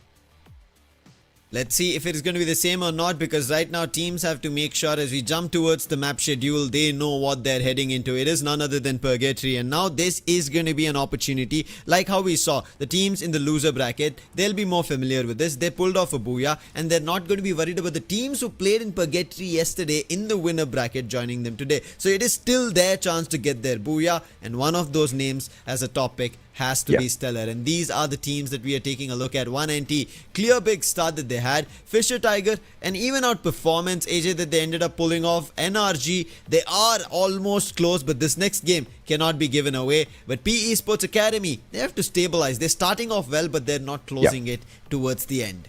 I think PE Sports Academy, they are still all right because they picked up a massive 17 on their first game, 7 points on their second, which puts them at where we want them to be, which is on the lower averages, but they're still at the average points. Muditos, on the other hand, are not hitting the average points that we're looking for. 2 games in, they have got 19 points only. The lowest average point that you have to take per game is 10 points if you want to survive. It's literally been proven yesterday. It's being proven again, once again here today, when you take a look at the overall leaderboard, where the 9th spot where Celtic GG was sitting down on earlier after 2 games was literally 20 points, which brings it back to the average of 10 points per game. So Muritos needs to fix this big time. And they are still in an okay position because they're not too far behind that lower average. So one good game can get them there. But the young Gurkhas, on the other hand, as you can see on the second page, they games you do not perform, the bigger, more bombastic sort of a matchup you need to walk away with to kind of equalize the score. But they don't have the mechanical capabilities to pull something like that off anymore. And they're not even playing, or I have to say, they are quite bad at playing the survival gameplay. So they are unfortunate on that aspect as well. True. I think I completely agree. Young Gurkha have an opportunity, but they have to explore it together. Cannot be individuals, and I think that will affect a lot, especially with the wise decisions of not choosing the right battles. And if that continues, it's going to be a very big problem. But big problems are again striking for round 1 as well. While they're trying to pick up points, yesterday we ended up seeing from game 3 is where they started off. They made their booyah also in game 3, but today it's not the same map, however, round 1 are moving into. But will they be able to? We will take a look at it as the game starts. The next one is going to be Purgatory. AJ and Neptune, all yours. Thank you very much, brother. And you are right, Lucifer. Yesterday, round 1 was not so perfect on the first 2 rounds. This time round, round 1 has given us the highest set of averages on that first 2 games in itself. The only thing they have not given us, Neptune, is that booyah. But you know what we say, as long as it's not Champion Rush, baby, no booyah, no problem. Yeah, and one thing is for sure, with the movement that the round 1 has done, they've even up, like on the totality of the games that they played, they've even upped the numbers with NRG Esports when it comes to total average. So I'm really loving this move coming from round 1. Hopefully this map of Purgatory would be helping them a little bit more as we see the flight path. I'm thinking think it's fair, so it is good enough in survival stage. I will be asking for a skewed flight path on the group stage, where there's a little bit more balance right now, because these teams are pretty much hungry, and we want to give them their opportunity to go for each approach anytime. But Fisher Tiger against NRG not looking good for survivability. Yeah, nah, this is bad. This is very, very bad. NRG is not the kind of team you want to be bumping into if you are Fisher Tiger. And Fisher Tiger has been doing absolutely fine in my books for the time being after that Kalahari game. We were just looking for a few points on recovery, but as they bump into NRG in the early parts of this third map, they are about to be blown apart. They need super lucky situations here. They need another team to drop by Crossroads to save them. Quoxy is that distraction. I think they have got one survivor who have managed to get out of the situation already, and that is Q-Thai. But Q-Thai is absolutely broke. He's got the vending machine in front. He's got a horse in front of him as well. So he can get to that vending machine quick. But if you're broke, what can you buy? Yeah, I mean, nothing. Time. He can buy time for the moment. That's the only thing that he can do. But it's early part of the game, so time is actually very valuable for that revive. There you go. Oh, yeah. So one thing that we keep seeing here, for those of you who are new to the game right now, if you can buy those time, and if your team has been eliminated close to you, you have a few seconds until those players will be revived. But if you see Quoxy, because Quoxy was just far away before he got eliminated, so he will not be revived as well. But let's see if that continues in this fight. And also, there's a timer there. There's just a limit of time frame until that happens. It's only for the first few minutes of the game. Yeah, absolutely, man. And I think that was a great recovery for them. Thank goodness we have that installed now. At one point in Free Fire Esports, we had no revives, Neptune. Remember those good old days? Those good old boring days. Teams were so afraid of engaging because once you're out, you are out. And then later on, we introduced the revive platforms. And then teams started to realize, like, holy crap, this revive platform's like a beacon to call everybody towards us when we attempt to revive. And then the vending machine plays came on through. Now we don't even need those vending machines for those revives. So we've definitely grown, and the state of the game definitely is so much more exciting at this point of time. Now, speaking of exciting, here comes the Pumas once again. They've got their vehicle blown up by Stellar Gaming on the opposite side. Pikachu as well as Salami trying to pull in the left-hand side flank here, or left for us, right on the outside. But Puma's thinking the exact same thing. They send out the UAV towards the players on the side of Stellar Gaming. That info is already there, but Stellar now on that revive as well. 9 on that high ground. He is in a great spot to take the shots up against Stellar Gaming, with Salami sprayed down to the ground. Pikachu has no choice but to back away. But here comes Pumas now, taking the fight, flanking around the left-hand side. Pinocchio wet fine. The Pikachu knocked down, and it's all up to Imamofat as well as Charizard now to hold the fort. Oh, Charizard with those shots might be able to force them away from this area and head into the vending machine. Enough of the coins for them to double revive, as well as a quick recovery in a bit. But will they be staying in force right now? Because even Pumas E7 is trying to do the same thing, but Imamofat will not be waiting. With Becker did manage to get a headshot. Now Killua will be the next target. If they manage to pull that off, then that would be Pumas getting away from this fight and laying a little bit of that gas. Absolutely brilliant play here. And Stellar Gaming not taking this one lying down, especially Imamofat understanding his role, understanding that yes, we're going to be playing those revives, but at the same time, somebody needs to give cover. But speaking of cover, here comes Celtic GG. Stellar Gaming needs to get the heck out of here, because I don't think they're going to be able to find cover that easily. And as I say that, Loiza shows up, Charizard burned out of the skies. Well, let's see if they will be able to get back in the next few games. Celtic Gaming right now is getting a few of those engagement at this point. Nando missing out on elimination, but it doesn't hurt at all. As we look into 1NT, Fisher Tiger once again being targeted after that revival waiting game that happened. I don't think they are finding footing in any other map other than Kalahari, which is bad for the squad. It's very, very bad, Neptune. They need to figure out some way to make their way back in here. We are looking at the averages of 10 points per game. They did secure 24 massive points, which gave them a little bit of leeway on our Kalahari map. But you got to be careful at the end of the day, because if you mess up twice in a row, then whatever you did on that first game becomes nothing. And as I say that, 1NT continues to pick up more points here on their way to a solid recovery.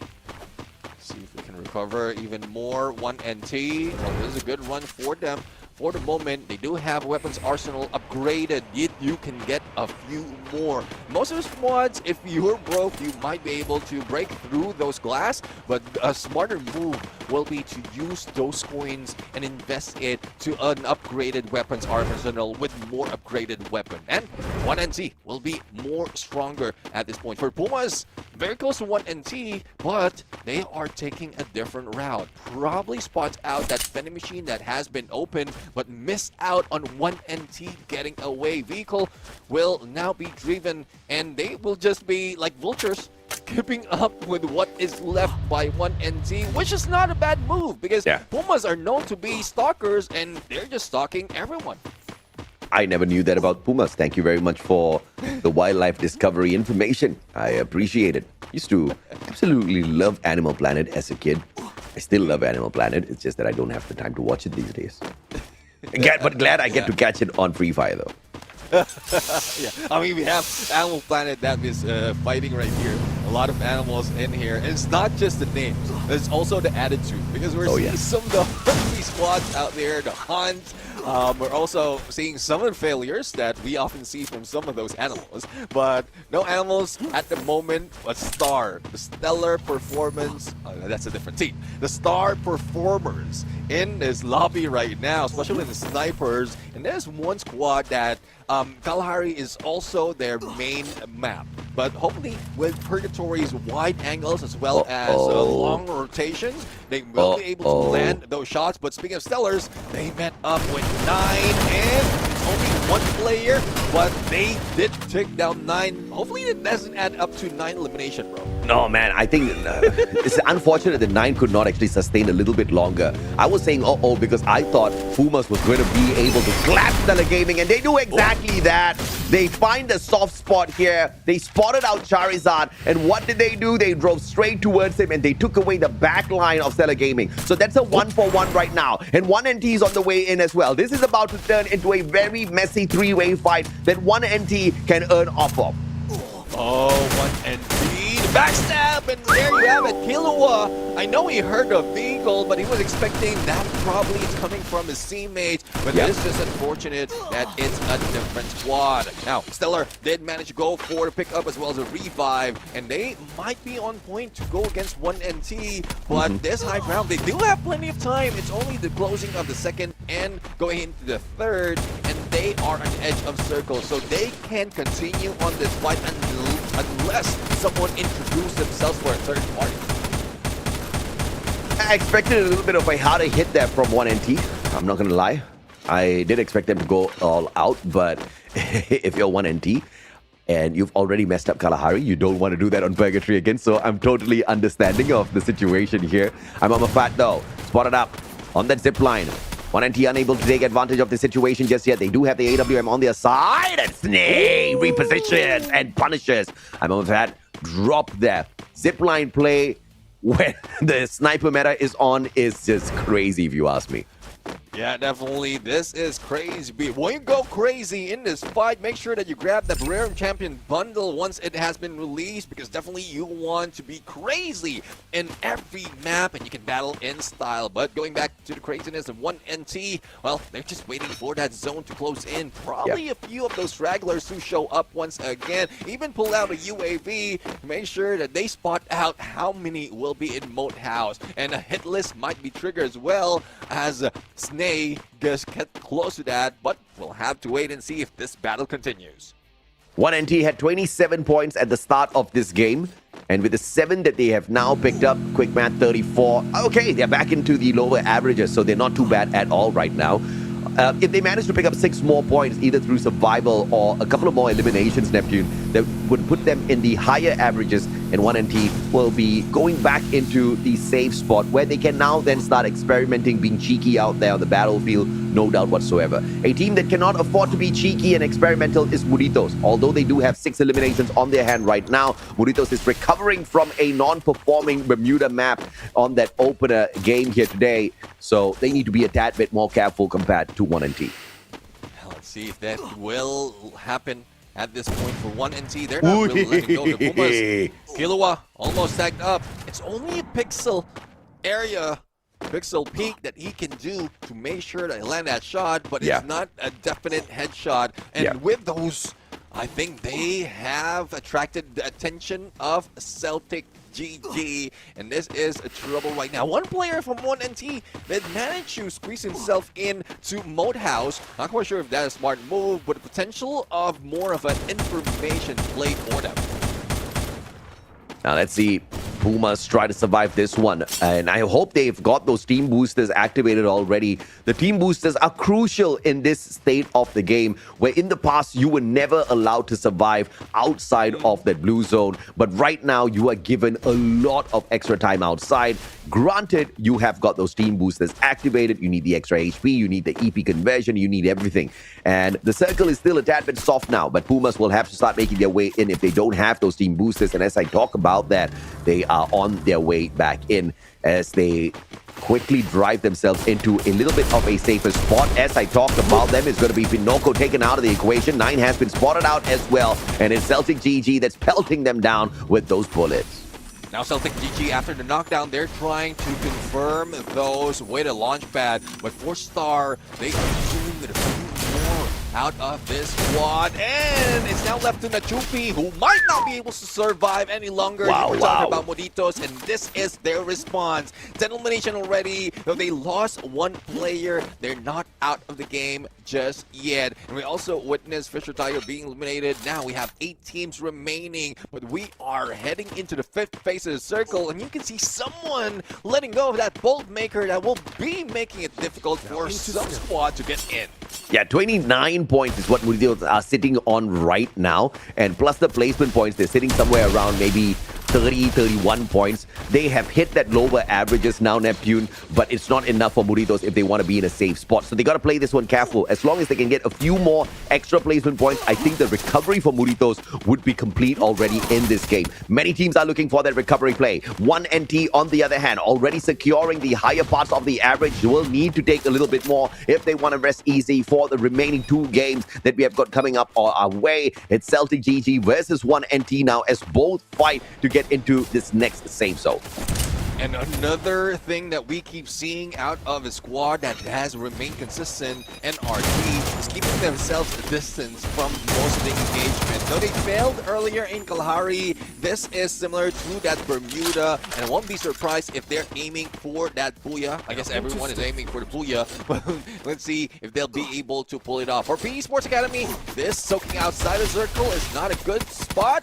Even if they are on the hit list, they will need to move fast, and this one talking about Goodwin. They do have 6 of those team boosters, but it's the pressure from the outside that is putting them down. But look at the shot coming from Easy King right now. It's making it easy on those shots, and a lot of pressure as the rest of the squad pushes through, and they are the ones who eliminate Muritos. Yeah, that's fine, that's fine. Muritos already secured the lower averages, and therefore they will be safe for the time being. Chocolate teams, on the other hand, do not have that exact same pleasure. Esports Academy, we're talking about the recovery play. Today is a much better version of them. 1NT, on the other hand, up against Celtic GG. The full-on battle finally breaks down, and it's all up to Snay now. Snay tried to get into the watchtower, but gets annihilated. Unfortunate for him, he did not see that one coming. And that brings the run of 1NT to an unfortunate end after a great game at Bermuda, as well as a recovery play at Purgatory. And I thought Snay is going to whip, but he went Snay-nay at that point. But, well, GG's for the moment. But as we look at Celtic GG or Celtic Gaming, they're currently, based on numbers, on the threshold of the 9th spot. And if they take down NRG, they will be able to increase the odds of them moving up. And hopefully that's not for them to let it go for the next few matches. But I'm loving Celtic Gaming at this moment with high elevation as well as with the weapons that they have. With Tepacine on the snipes, there are more chances for them to gather a lot of elimination. I dare say this is one of the best performances out of Celtic GG out there. Now they need more. PE Sports Academy will call out for the Boltmaker. Lightning Zone now is going to be putting on pressure to all of these players who are in open ground. There's no cover, so you are going to be sustaining that damage. And PE Sports Academy rushed down by Stellar Gaming, but they will handle that situation like a champ. Celtic GG on the other hand, 16 eliminations, but Mr. Edwin bleeding out on the ground. PE Sports Academy down on the lower end have been spotted out, but they will have to play recovery first before engaging, and PE Sports Academy gives them no room to do that whatsoever. Forcing on the time runner, flanking around on the right-hand side, and it will be that AWM that takes down Mr. Edwin, and Loiza walks on back in here, only to be annihilated by the other two players on the side of PE Sports, leaving Shapacine all alone in a 1v3, but you know that's not going to happen just yet. Godwin with the pressure on the M590 and D-Kong with the backstab, so PE Sports Academy walks away with their first booyah of the day. PE Sports Academy, a familiar name, whatever they have been thought in the academy is now showing up, and I'm really loving that they might be able to continue their approach in the next few stages. If this keeps up, then we might be seeing more of that. But let's introduce Lucifer right now to hear what he has to say about that game, because that was amazing.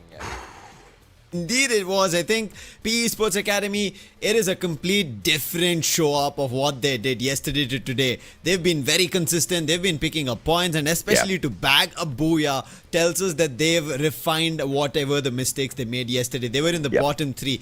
If not for the upper bracket, they would have been eliminated by now. And for sure, this second chance, like 1NT we've been talking about, still 1NT is in the mix in a dicey situation of how they're performing. It's not been very consistent, but PE Sports, kudos to them. And I think one player honestly kind of going all out we ended up seeing on the other end was Celtic as well. They were in the previous games, if you kind of talk about it, were averaging around 10 points, guys. But in this game alone, they managed to secure 12 to 13 eliminations on a stretch, which is way more than their first 2 games. Yeah, absolutely. And, you know, this is what we're looking for, these teams. If you stumble on a couple of matches, then you got to really bank big on a map where you're really comfortable with. But a major portion of luck is involved in that equation as well. What sort of guns do you find out there? How are you on those rotations? And what's the timing like when you enter some of these engagements? And Celtic, they were blessed with many opportunities that were favoring their side this time around, and they made it work really, really well. What's unfortunate is they still have not secured the booyah in here for the day, but as long as they're beefing themselves up through those eliminations, obviously we're not going to have any complaints whatsoever. And of course, this Purgatory match, we saw them walk into that final circle, so they got into the top 3. They could not secure the booyah, but that's still a ton of placement points for them on top of those eliminations, Lucifer. Indeed, it is a lot of points, but teams who've missed out their opportunity, and Neptune we've been talking about is this game number 3 from here will start getting an idea of teams missing their opportunity, and 2 teams who are clearly are nowhere close to the race as of now is going to be Fisher Tiger and Young Gurkha. I don't know what's happening. Is there something that they can recover going to game 4 and 5? I mean, for Fisher Tiger, we've already played it out. It's more of a map specific, and this is just proof of that, because we've seen them play in Kalahari, but even in the drop in Purgatory, it was difficult to say if they will survive. They did manage to go for survivability, but the firepower is just not there. So probably they are not comfortable with the rotation for the squad. But for Young Gurkhas, I don't know. We barely see them, and the only time that we see them is them being annihilated. Oh, that's gonna hurt for young Gorkha.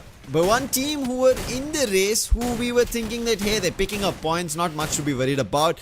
But this ends up becoming a little bit of an eye-opener. But before we jump to that, we have to talk about the MVP, and it is none other than Rain H from the side of Esports Academy. 6 eliminations, 6 assists. If he had 6 headshots, it would be a triple sixer from his end. But nothing as such in terms of damage, however. He's not done a lot, but still picking up 6 eliminations tells again he was very refined and economic in terms of doing the damage and also picking up the elimination simultaneously. Yeah, 6 eliminations may not seem very fancy, but when it's 6 out of 14, then you start to respect the guy, right? 1,800, like you said, it's not too much at all, which also means a very efficient gameplay from the player on the side of PE Esports Academy. Rain followed up very well on all of the openings created by the rest of his team members, so we should be able to see quite a number of assists on their side as well, Neptune. Yeah, well, I'm really looking forward to more coming from PE Sports Academy, especially as they have a good opportunity to follow the trend that is being brought in by the main esports from Southeast Asia. But look at the head-to-head right now. Celtic Chepazzi going against Rain right here in terms of elimination. Just Chepazzi did get a few more. It's 9 versus 6. But look at the assist coming from Rain. That's total of 12 that he dipped is fit in that fight, but that also means that the damage is not that much. Thus, it goes to Chepazzi from Celtic. And it has to, I mean, when we talk about a difference between a rusher as well as a sniper, right? Chepazzi is the sniper here for Celtic, and he was able to find players at range, pick them off, and even if he doesn't, the damage is what keeps accounting for the snipers. But Rainage, being the rusher for the team, has to be in close counters, and that's when it actually does the damage, and that is the reason. He's been efficient, and on the other end, Chepazzi, I think with 9 eliminations, this helps up in terms of them lifting up their position in the standings. That's what we have to take a look at. But before the standings, it's about the stats. Let's talk about it. And it has been taking a little bit of a dip here, AJ, that we've been seeing from the trend of game number 1 to game number 3. Yeah, I mean, bro, if you want more, I think we're going to pick it up right after this at Nextera and Solara. Understandable that Purgatory doesn't give us much. Teams are being very careful on those rotations. And we did, kind of talk about that point. If you are roughed up on your rotations, you're going to have a very bad game. And the teams are very clearly picking up on that already. So you see a little bit more safer plays. So I'm not going to fault them too much. If I was on a survival stage like this, where I know my butt was on the line, I would play it safe as well. And Celtic GG just came out on top there because the up gameplay, like I said, the engagements were really good, but a lot of luck went their way as well. Every time they appeared in a compound, the situation was favored to the other side. So if luck and the wins are on your side, then you're probably going to be able to sail pretty far. Even though the overall eliminations in the lobby is low, you're probably bagging quite a lot of those points for yourself. I mean, 17 out of the 90, close to 25% of the points went to Celtic GG through those eliminations. Indeed, I think big stuff being done by Celtic Gaming for their matchup that they had right as now, and an opportunity where they were able to put up points on the standings. And let's, with that, take a look at the standings. We spoke about one thing here, Neptune, is one team who had an unfortunate outing here in Purgatory, which was none other than Chocolatines, and look at where they are. They've been pushed out of the top 9. I mean, despite of the great performance coming from Bermuda, it's just a downward spiral for them. Even Kalahari, only 4 points and now 0 in that game. So thus, they will be pushed very close or away from the top 9. So I don't know what would be the fix for the squad. Well, initially it would be the drop and then the rotation. But Nextera might give them that opportunity because I believe the last time we saw them, they did bring in a little bit of fighting chance in that specific map, but it might just be for a few eliminations. Survivability still needs some work. Yeah, if I may, Lucifer, Chocolatines, we talked about that average 10 points. They scored close to 20 in the Bermuda map, and that only gives them buffer for one map to mess up. They messed up Kalahari, they got nothing off of Purgatory, and therefore now they are at a deficit. And if you look at Chocolatines, they were literally the ones that qualified in that very final spot out of Group B yesterday, and they only had 49 points. They were 1 point lesser than the 50 point that we were asking for the teams to qualify in the 9th spot. If they bring in that exact same attitude and whatever they played on Group B yesterday, they are not going to survive this survival stage. Yeah, it is going to get a little tough for them if they are not going to abide by this second chance they've gotten. And also, we saw what happened yesterday was in the last game, Sentinel missing, right? Not having an opportunity, having a little bit of an issue, could not get into the last game. And that became an advantage here for Chocolatinis to be in today's round 2. This is an advantage. When we speak about advantage, PE Sports Academy using this safety net, you can see how well they're performing. And if Chocolatines do not do that, it is going to be a problem. However, they're not too far away from the race. Muritos, they've been picking up in terms of performance. They've been a tad bit consistent. However, the race is not run away from each other. It's just a difference of 10 points and recovery can be done, just like how Celtic, after their position at the 9th, after the end of game 2, they've jumped up all the way till the 6th spot. What is going to be the fate of these squads? Because it's literally do or die now. 2 more games. And we are already seeing the teams who are capable of performing are giving us the points that we require. The teams who are struggling down at the bottom, man, I don't know if 2 more opportunities are going to be enough, Neptune.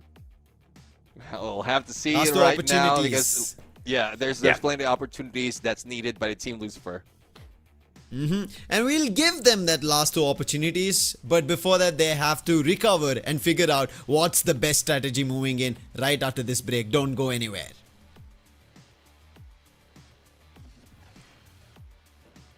Sorry, boys.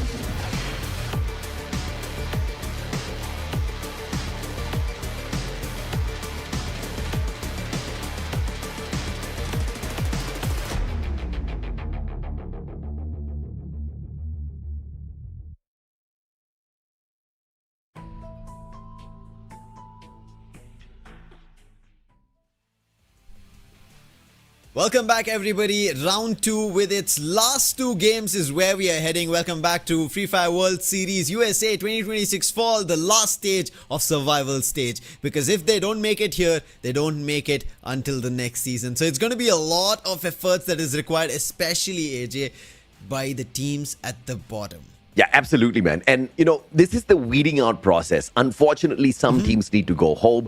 I really appreciate the survival stage because we have so many more teams that we get to at least see. We now start to understand that even though they are the best of the best here of the US, there are still some differences in power level. So I do respect the fact that, some teams are trying their best to show up strong, but they're still failing. And I hope they don't give up because it's all about the fight. It's all about fixing what you can do out there. Someone once told me that singing is a skill. Going out here and getting booyahs is a skill as well. And skills, you are not always blessed with it. You're not always born with it. They can be trained, Lucifer. It has to be. And right now, training themselves is about on which game they're going to be heading into. It is none other than Nextera. Crucial one, Neptune. While we did see the points in terms of elimination go down a little lower towards Purgatory, Nextera has the chances to rise up.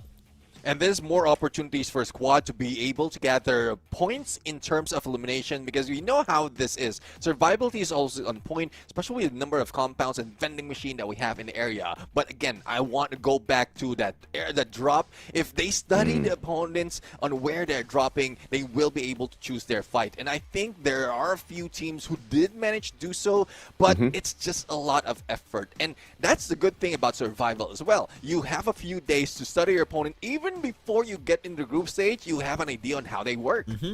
Yeah. It maybe will work out while they have an idea, but for that to work here, Neptune, they have to make sure that they are in the group stage. They cannot be already studying and lack here. It's already happening. Chocolatines, we've been, talking about them just before the break, and right now they have an opportunity to recover. Going into Nextera is that chance.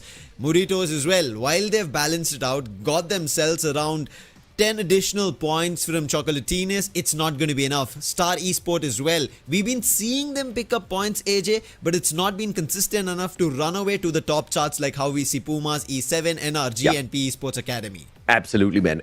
But Muritos has managed to play that recovery after messing up the Bermuda game. So when we look at the lower average of 10 points per game, they are sitting there right now. Chocolatines, on the other hand, little by little, they're slipping off, and they now need to have a monumental one gamer at Nextera to be able to recover their average points in totality. And young Gurkhas, on the other hand, we haven't really seen them on our screen just yet, but that's exactly what happens on our lobbies as well. We barely see them on the screen. They're not able to handle the gunfights that come their way. A team that is able to handle the gunfights today that has been coming their way is Pumas E7. They are topping the charts for a good reason. Consistent games, a explosive of a run on Kalahari, and I loved what they just did at Purgatory. Unfortunate they could not complete that Purgatory run with a lot of eliminations, but at least they still found that final circle for themselves.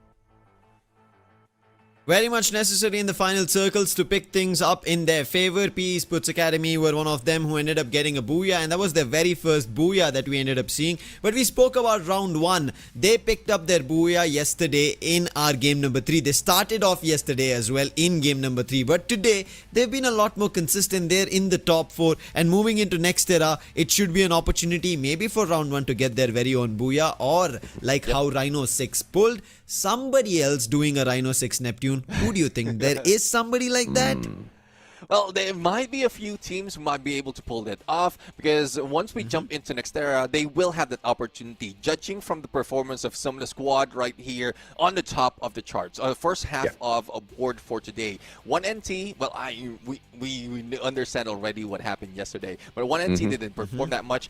Stellar Gaming only grabbed 1 point, and even NRG faltered a little bit early in this fight. So that's an opportunity that those teams on the catch-up will need to capitalize on. But again, judging from the performance for those 3 teams specifically, I don't think they will be making the same mistake. And at this point, it's getting very dicey and too close from these teams at the bottom that we want to wish them the best, that they catch up to the race, but it's getting a little difficult with the teams who are above from 9th. They're taking away too many points. They're not giving an opportunity at all, and I hope this is understood. Nextera, enables teams an opportunity to recover. Big map, opportunity for survival that you've been talking about, Neptune. Hopefully they understand and get them back. We do not want to see any of the teams going out very early in the 3 or 4 minutes of the game. But AJ, if it does happen, I think this is the time to count out those teams that will not be going into the group stage. Yeah, so our eyes are going to be very specifically on just 3 teams, right? We're looking at Chocolate Teens, we're looking at Fisher Tiger, we're looking at the Young Gurkhas. If they get eliminated early, one of these teams, 3 teams, or if maybe all 3 teams get eliminated early in this next lobby with barely any eliminations to their names, I think it's safe to say we have confirmed who the top 9 is going to be. Because yes, you can be a Rhino, but even Rhinos took 2 games to pull that off. So you cannot mess this up. Your final 2 opportunities, you got to go all out. You got to get every single point available. And if it has been difficult, then you got to play that game of survival, man. You got to understand your map. You got to know it like the back of your hand, Lucifer. Yeah, and Fisher Tiger did that yesterday. I mean, we saw the booyah. You guys were talking about it during game as well. Played the survival, got themselves the booyah. Today, they're managing to pull themselves up in terms of eliminations, but they're not playing the survival for a booyah. So I think likely they have a better chance compared to Young Gurkha, because we've not seen Young Gurkha pick up points at all.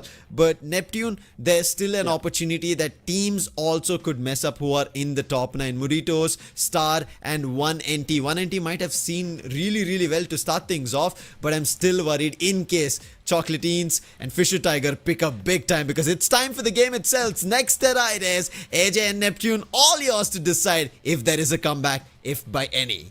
Thank you very much, Lucifer. Yes, you are absolutely right with that point as well. We are looking at the bottom 3 teams, Chocolate Teens, Fisher Tiger, as well as Young Gurkhas. But who might potentially mess things up? Could Muritos somehow drop the ball? Maybe Star does not wake up in the final 2 games and we see a big shift. Maybe 1NT forgets how to play once again, just like how they started off yesterday, Neptune, and they start to falter, right? 2 games to mess up for the teams who are currently in the top 9. 2 games to recover big time for the teams who are currently in the bottom 3. And one reason for that to happen is because we are seeing some squads who are very close to contend for that top 9. Fisher Tiger will need to do as much. But for those of you who are waiting for the Buriram Champion Bundle, it will be coming up very soon. That will be on the 10th of September. But as we look at the Young Gurkhas right now in Museum, they do have a few of those contenders, which is PE Sports Academy. But hopefully they don't go aggressive, because judging from the movement from PE Sports Academy, they don't want to go in battle just yet. They want to play it similar to what we've seen earlier. And Sasbos, not quite sure what the plan was, but he missed out on that coin. Probably just go for engagement, but I think this is too early, and this is probably one reason why they are failing in every approach. UAV sent out already. Here comes the Young Gurkhas right now. Magician on the left-hand side on the flank. Beautiful flanky as Ki Kang is dropped. Rain did manage to take Magician out of the equation. Magician really needs to change his name, because his disappearing act is starting to get to me big time. Yeah, definitely. Disappearing act is happening in most cases. And I thought no one's going for the pickup right there. But again, it's they showed mercy. Show mercy. And probably they want to continue the act, the disappearing act for him. But even they are sick of it. They're like, can you just stay in the damn lobby? We do not want to see that same trick again. Show us something else. Show us 10 elimination points. Poof. Well, let's see though that would happen. But going back to Chocolatinis, one squad who is in that cliffhanger on the threshold, far away, very close to that 9th spot. But they're going against 1NT. But the battle continues between the PE Sports Academy as well as the Young Gurkhas. And again, I'm going to that point where in Young Gurkhas could have backed away, wait for them to loot up even more, because I don't think the first minute was enough for them. They could have rotated even more, put themselves in a stronger spot, but 1NT, despite of falling down, revive has happened, and Chocolatinis is capitalizing on that, but unfortunately doesn't have so much of a weapon to play with, and not so much of everyone from the squad as well to go for the fight. But unfortunately, on the other side, out of 2 teams, Fisher Tiger falters once again. I'm a big fan of One Piece. Fisher Tiger definitely is a name that sticks close to my heart, but unfortunately this Fisher Tiger squad are not going to be able to make it back from Mary Joa this time around. 1NT, on the other hand, just bumping into the players on the side of Star with Snake down on the ground. It looks like it is their opportunity to perhaps play recovery. The pickup is going to be important. Chocolate Teens versus 1NT. Backstabbed by Star. 1NT could be snuffed out right here, right now. Let's see if that would happen. If they won't move and recover that quickly, even Baby King is giving them a little bit of leeway. 1NT is now back in play, especially the one ball being revived. But getting in a little too close. Aurelio, I don't think this is a good plan for him. We're in tight with him. But it's a good thing that he jumped out from boxing gym, but also heading in towards Chocolatines. But Biblico is not letting it go with a car 98K. Just brought him down. Now 2 elimination for Star, and Baby King might be in trouble because he is just running around. Not really a chance for him to survive any longer the moment that Star finds him out. Fisher Tiger has lost their opportunity. Chocolatines close to losing it as well. Can they survive somehow? Baby King manages to turn things around. Beautiful 180 and barricades himself with the glue wall. Baby King still alive, looking for yet another. By the time and on the side of Loudheart, he does manage to get the quick pick up here. Here comes the backup as well. Maybe they do get it, Toby. Right outside, but unfortunately could not get to his buddy. And Star brings in the numbers, and Chocolatine so close yet so far from that clutch.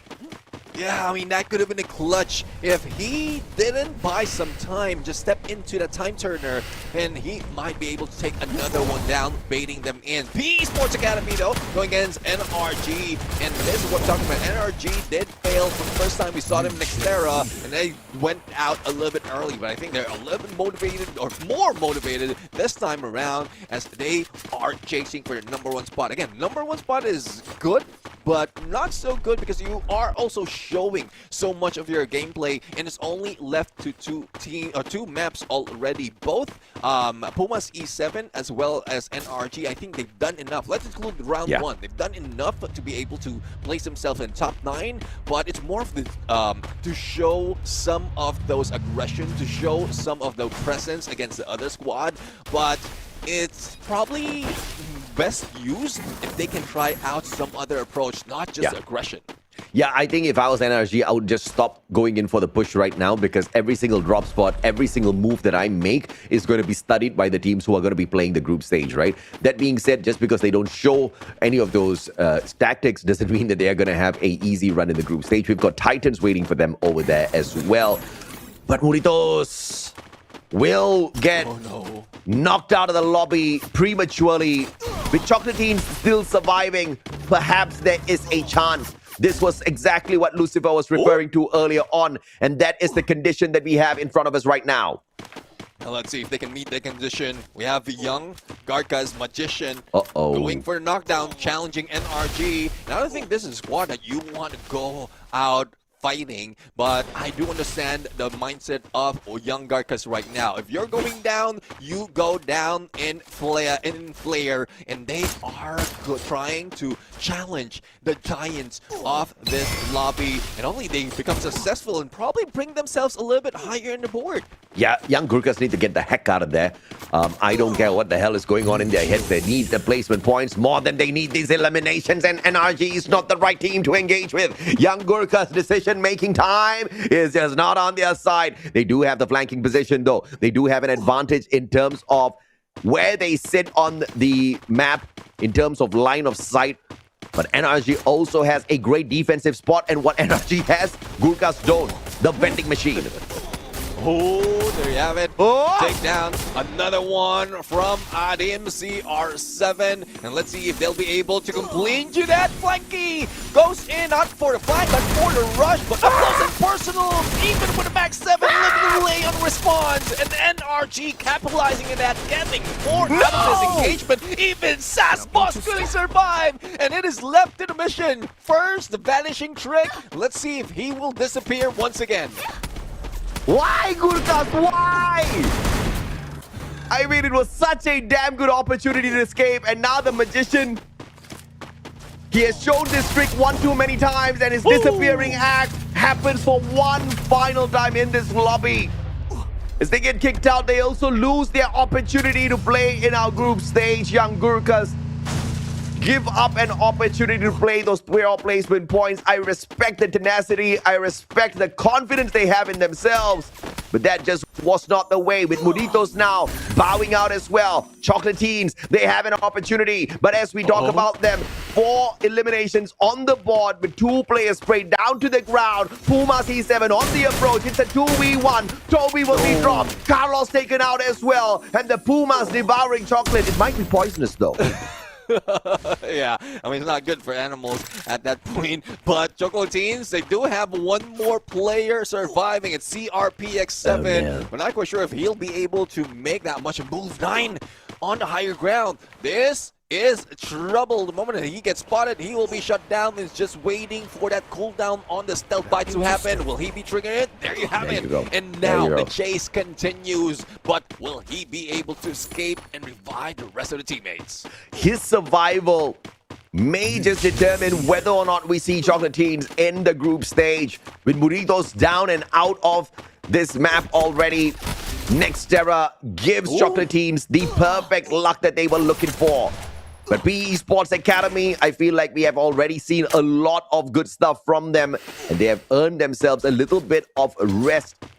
Getting taken out in this particular lobby will not put them at risk of getting relegated from our survival stage whatsoever. But of course, we want to see a little bit of a better performance from them. They still have an opportunity, though, for those revivals. Charizard snuffed out. Stellar Gaming caught by NRG, and NRG once again on fire. Oh, Mr. Edwin already spotted. And with this early circle that's not damaging the teams of those blue zone, they will be going in for a rush. Here comes Wazda on a vehicle right now. Now let's see if they'll be able to continue this run. The launch pad already used, and all they have to do is track them down. But no, they go in a different direction into the zone. A little bit smart move coming from them to continue their run. But speaking of run, well, no one's running away. 1NT against round 1. And which one is going to win?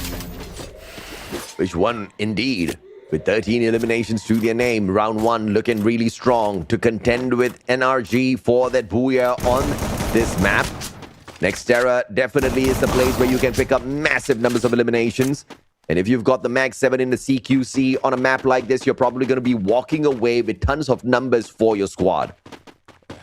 Definitely tons of numbers, and it's only the 11-minute mark. We still have 9 teams remaining. If NRG continues this, they are definitely showing presence against everyone within this lobby, as well as those who are waiting in the group stage. Third elimination, great elevation, boxing gym already guarded, and a vending machine just in case they fail, and very close to the next phase as well. And I don't think they will be meeting up anyone. With all those engagements and shots being done by NRG, everyone will be staying away and playing for survivability. But round 1, they're dealing with the other players of Celtic Gaming and might be able to find the final survivor if Chepezin is the one that is left for the squad.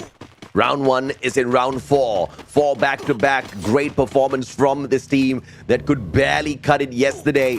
Just like what we saw out of 1NT, round 1 just was not feeling it. But they did make their recovery towards the later part of their lobby. But this time round, they have started off hot and they are keeping this dish warm. Beautiful stuff out of them so far. And look at the coins on this boy. The mag with 2,600 coins can buy back the squad twice times around.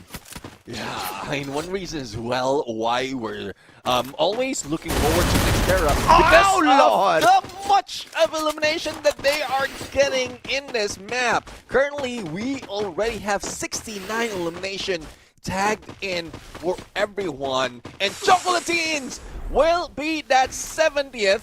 I might be wrong with the numbers, but they will be taken out. Even 1NT, so I got at least one right. 1NT doesn't do well in Nextera, and we're very close to the final circle. We still have 7 teams remaining, but those who stepped in a little bit early is Puma and E7, as well as round 1. What the hell, Neptune? Are you counting total eliminations of the lobby as the lobby is running you insane, man? Yes, sir. Holy Lord, crazy stats guy. Pumas now.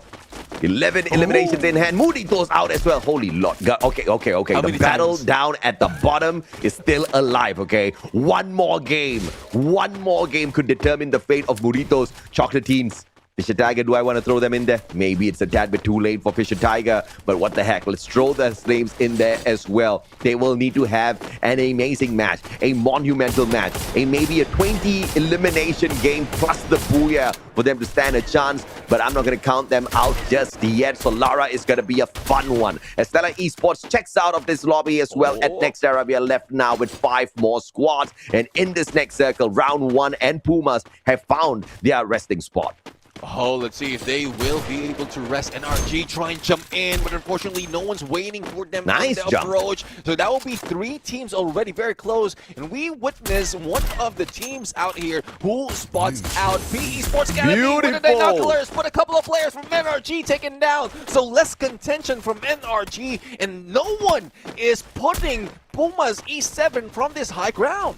Yeah, the NRG thought that was a big brain play because they used the jump pad, they rotated, and they heard those snipes coming their way. And unfortunately, they had the bright idea of taking the vehicle instead of the jump pad, which obviously is a terrible idea because the snipers have got a natural advantage against the vehicles. So that was a big boo-boo, a very, very unfortunate mistake made by NRG, and they give up the opportunity for the Booyah, at least a big chance of it. And now Pumas versus round 1, gearing up for the Booyah. PE Sports Academy right behind round 1, helped out here by the players of Pumas, but PE Sports will annihilate round 1 with those God nades first before they can be touched by Pumas. Yeah, I mean, PE Sports is one of those that's being pressured by round 1. I think they also eliminated Easy King from that small compound engagement, but by the pressure being brought in by Pumas E7, it was PE Sports who managed to get a lot more in that fight. Now, left with 4 teams remaining, PE Sports, will they be able to survive and probably shoot down Pumas E7? There goes Riptide with him. Rain goes to the shot, but also responded to. Not looking good if this continues on. Because Pumas, despite of being out in the open, no one is bringing them down.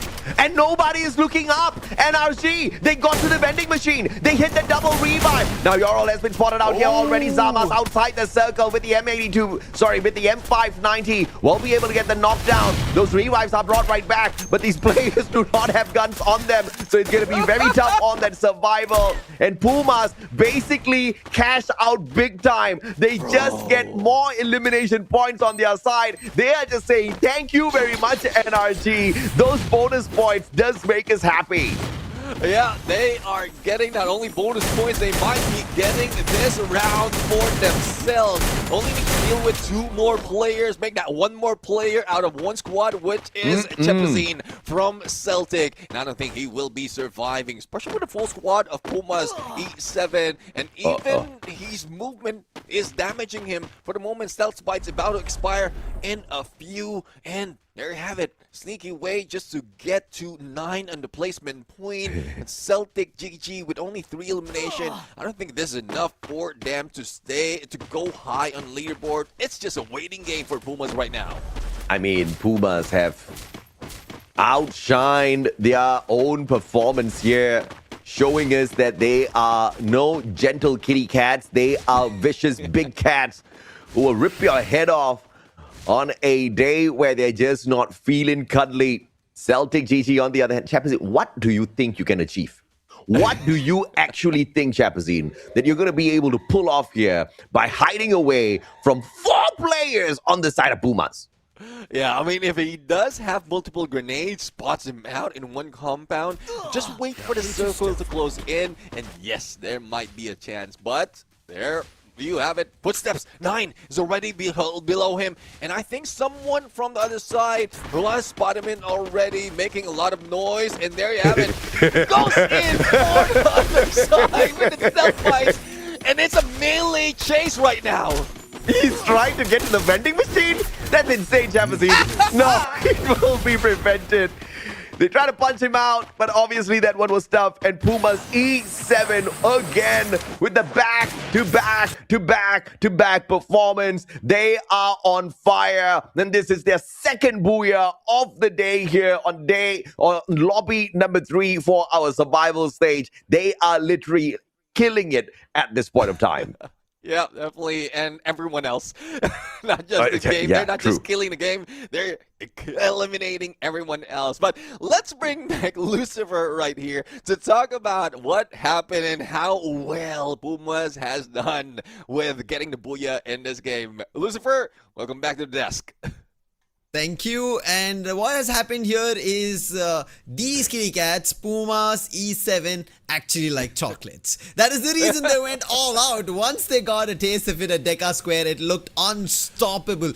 I mean, this is not the Pumas E7 that we witnessed yesterday. They were still playing in the same losers bracket, round 1, same teams. Only 3 added today.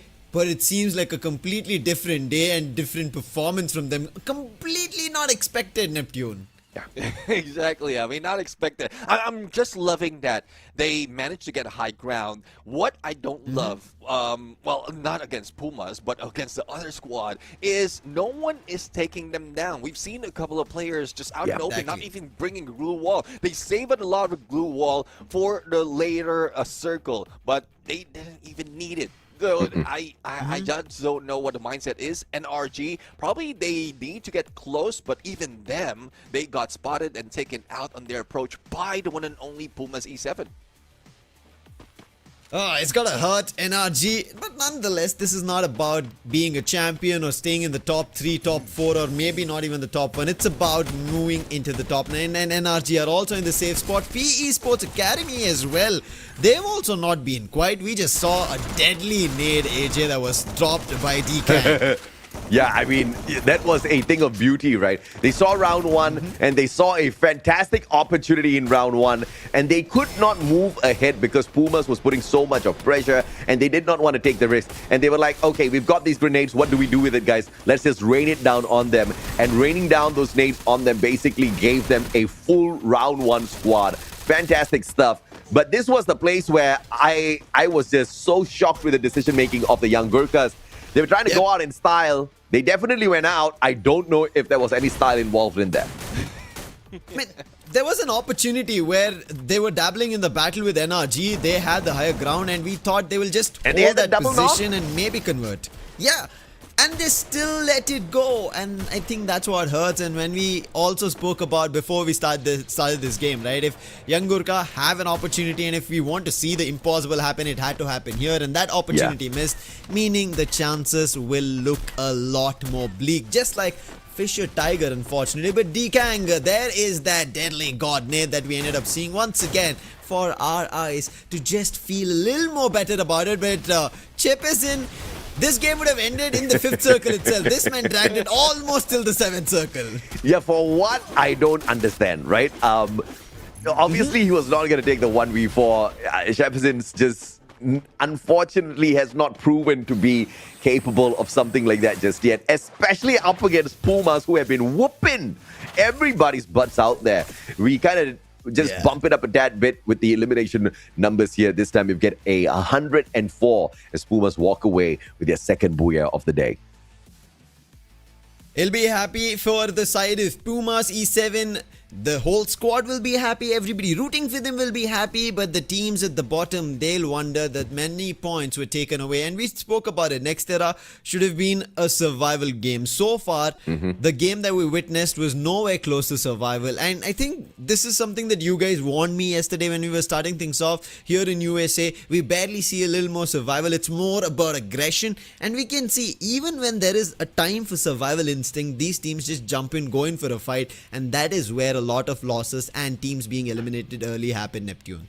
Yeah, I do agree. There's still a few of adjustment that needs to be done at this point by the squad that might give them that opportunity of those aggression. But again, it's probably because of the competitive scene not there yet in the competition. So we still need to, I don't know, probably go in more seasons, or it's just adjustment that needs to be done by the squads themselves. If they can adapt to whatever the other region has been pulling in, then that gives them more opportunities to show up even stronger season after season. And you don't have to wait another year for that to happen.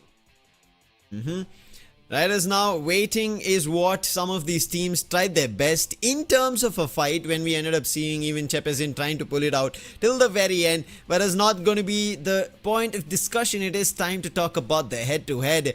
Two players who went all out in this game, NRG and yes, round one. If not for that nade coming in, I'm pretty sure Lion will be a little sad about it. But nonetheless, the score looking better on the other end. Majintiki, he is still looking good for NRG, and they would have hoped that this will be a turnaround in their favor.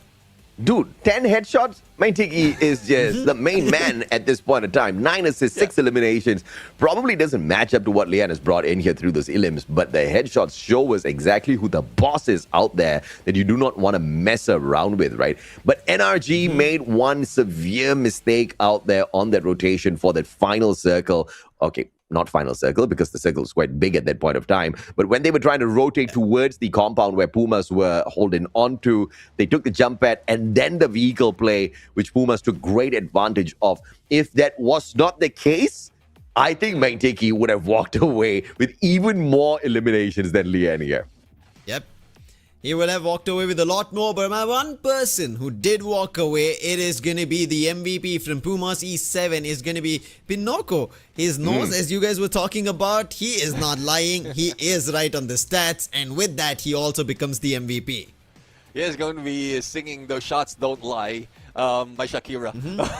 But at this point, like, Pumas has brought in a lot of those motivation. Even in the previous game, they really are motivated to keep this up. So I'm really looking forward to more, not only of Pinocchio's, but the rest of Pumas E7, not only in this final game, and also in the group stages, because it gives us more of that, I don't know, variety of teams in contention. And I might be mistaken, because these are new brands, but the players might be new as well. So I'm loving that every tournament, there's a few squads, a few teams, a few players that is being introduced that keeps wowing us. Yeah. Lucifer, you're from the Indian region, and I would say that the US as well as India right now are pretty much on the equal playing field in terms of how young these squads are, right? So season after season, tournament after tournament, yes, you're going to see some big constant names out there, but you're also going to see a lot of newcomers make a lot of noise, but just lack in consistency. Fingers crossed, Pumas is not one of those squads who are going to be lacking in consistency, and we see a lot more from them because it's very exciting to see them move out there. The decision-making is very sound. The mechanical capability is very exciting to count on in some of these heated battles out there in these crazy lobbies that the USA offers us. So I want to see more, and I feel like we are going to find more out of these teams. We sure will, which will keep us excited for the later game. That is going to be the last one. But before that, we have to take a look at the standings, which will give us an idea where these teams are and if there is any more chances. Because Chocolatines, we've been talking a lot about them, but finally there's that big difference that we were talking about, telling that teams better be wary. And Chocolatines, that they could not get much. Muditos have made a run, and they are sitting at 40 points, and the difference right now sits at their deadlier 11. It is not a big one, but it is a difference because we've seen teams who've not managed to get a single digit and been out, and Chocolatines, they've been one of the teams who ended up that fate in game number 3. Yep.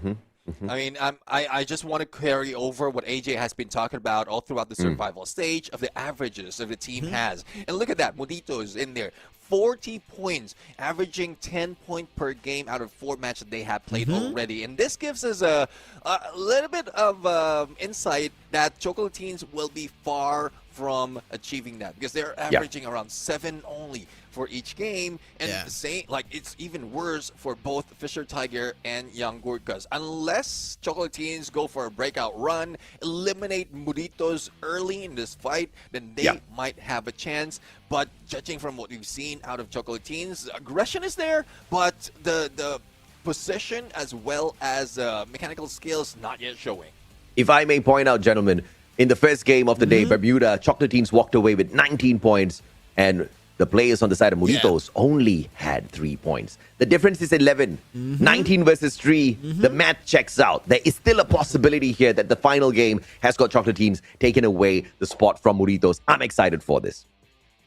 And it is going to be on Solara, the final game to decide if it is going to be Muditos or Chocolatines if they have their last run. You mentioned about it, the point difference, the big 19 that Chocolatines were able to pull off at the very start, and after that they're barely able to pick 1 or 2 points, but the difference still stands. If they've been able to pick up 19 points here, Neptune, they still stand a chance to recover that 11 points that is missing from them to Muditos to bring it back into the game, because Muditos as well, in the previous game number 4, they went out early. That is something that Chocolatines should be able to pay attention to. If they are out, then Chocolatines might be able to pick up points.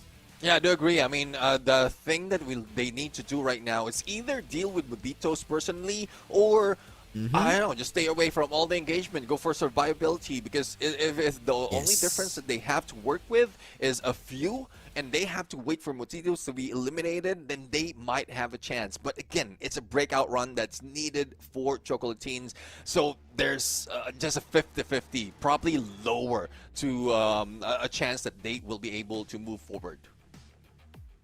Yes, chances looking a little difficult, a little lower, but there is still opportunity. That's what these teams need to look forward to, because this is the very last opportunity of survival stage. If you don't make it count here, all you can do is sit back and watch the stream, but not as a player, as a spectator. And that's not a chance that somebody wants. You've made it here. You've qualified from the FFC mode, in-game qualifiers. You've been the best 24 teams. And this is the last opportunity. And Chocolatines, they should pick it up. But AJ, we've been seeing teams, right? They've not managed to get to a position where we can tell, go to survivability. It's always been that, I think, instinct that they have within them just to go aggression. And Chocolatines have also shown us that they want to fight, but it's not working out in the later games. Yeah, unfortunately, they're not catching on with that fact, right? I hope they do. But this next game, I hope they just revert back to that aggressive version, because we need eliminations out of Chocolatines. We need big points. They cannot play this one passive.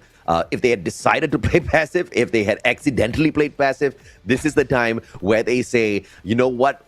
We have to go all out. Everything's on the table. We have got literally nothing to lose, because right now where we sit, we are going to get relegated from the competition. We are not going to survive the survival stage. So we have to go all out. We have to grab these numbers. Burritos need to think in the exact same mindset as well. They have to go all out. Either one of these two squads clunk out early, it's going to be disappointing. It's going to be sad. Not for us, for them, of course. Indeed. Before this, we had Star, 1NT, all of them in terms of a question. If Fisher Tiger, Chocolatines, both of them end up having an opportunity. But right now, it is only these two guys. Put up the gloves, and it is about them deciding whether they make it into the top 9 or somebody else is given an opportunity. It all comes down at Solara. And what a game to get towards to make this decision. It'll force you in an uncomfortable situation, but you have to dabble with it, Neptune. Yeah, I mean, definitely. This is where teams really need to, I mean, treat it as if this is the last game, which is the last game for everyone for today. That could have been the mindset already for, like, since the beginning. Because look at the younger cuz. They did put up a few points compared to Chocolatines from yesterday's game. So that made them better. But this time, like, nothing showing up. Even for Fisher Tiger, they have an opportunity because they did come from a higher bracket, a winner's bracket. So they have that capability, but it's still not showing up. So this is a chance for them to really show up. It is a chance for Chocolatines, but yesterday Muditos were able to secure a booyah right here in Solara. So they might have a better opportunity, a little more familiar, but it's time for the final game of survival stage. AJ and Neptune, let's crank it up. Thank you very much, Lucifer. I am excited to hop on into this final game of the day. This is survival lobby number 3. The bottom 3 teams will get annihilated, kicked out of our survival stage. They do not make it into the group stage. We will feel sad for them, but we won't feel excited at the same time for the teams that do survive it and stay alive for the next stage of this battle. Burritos, Chocolatines, our eyes are on them. I mean, hell, if Fisher Tiger wants to jump into the fray and walk, miracles are definitely possible when you jump into a good game of Free Fire, Neptune. Well, let's see. The teams is already being covered and the flight is on. Teams will start to jump not into the fray, but most onto their usual drop spot. But I'm really looking forward to not so much of an early engagement because there's a few teams right here that will be able to pull off that miracle run. Round 1 though, heading into TV Tower, and I think they will have a little bit of contention coming from Pumas as well as some who's dropping nearby, which is 1NT. But the ones who are here above them is Esports Academy, and we're looking forward to the most improved squad of the day. But going into NRT against Fisher Tiger, I don't know what's the ideation for Fisher Tiger right now. They're going against one of the top dogs in this lobby, and it's not looking good for them qualifying onto the group stage, and thus this might be it for Fisher Tiger. They do have one more survivor who is in play, but do they have enough to deal with in terms of going for the timing on the revive, or just going for the revive itself? Because the stealth bites from Q-Time made him escape, but for how long? Yeah, I guess I don't get the 40 bomber out of Fisher Tiger. That's going to be a tad bit unfortunate for the squad. But as long as Burritos and Chocolatines are still in it, I am going to be as excited as ever. This next battle between Celtic and 1NT, inconsequential, but we will take it on with full energy either way. Aurelio, Mag 10 level 1 in hand, backed up by the Mag 7 with his buddy as well right behind him. They want to take control of this vending machine and not let it go. They understand Celtic wants a piece of that as well. The Wisar, caught in hand, just circles around, dropping these boys where they stand. And Celtic overtaking this compound, and 1NT about to get annihilated if they don't get out of there. Yeah, Delta Isle will become an Alpha Isle right now with Celtic Gaming in the fray. Retired. Not about to get retired just yet, but he's on his stealth bites, but he did pull out those glue walls, so it doesn't matter. He's still spotted, shot at, but did manage to pull away from the full squad. Star, though, dealing with the remaining players of PE Sports Academy. And earlier we saw some squads jumping in early in this fight, but it's more of Star capitalizing right now in this TV tower. But also we are seeing Stellar Gaming, who has been triggered. It is Salami on that hit list. We need to check out the young Gurkhas. The young Gurkhas are on fire right now. The Magician is actually doing some stuff on the battlefield. And who are they taking down? Young Gurkhas are messing up Muditos. This is epic. This is the young Gurkhas who have no chance of survival, potentially helping Chocolatines survive the survival stage and move on into the group stage. Can the young Gurkhas do it? Because this was all worked off of the Magician. The Magician hit the double revive. The Magician got that one knock off of the Muritos player as well. And now we are just left with Poking as well as Papacito hanging on for their dear lives, Neptune.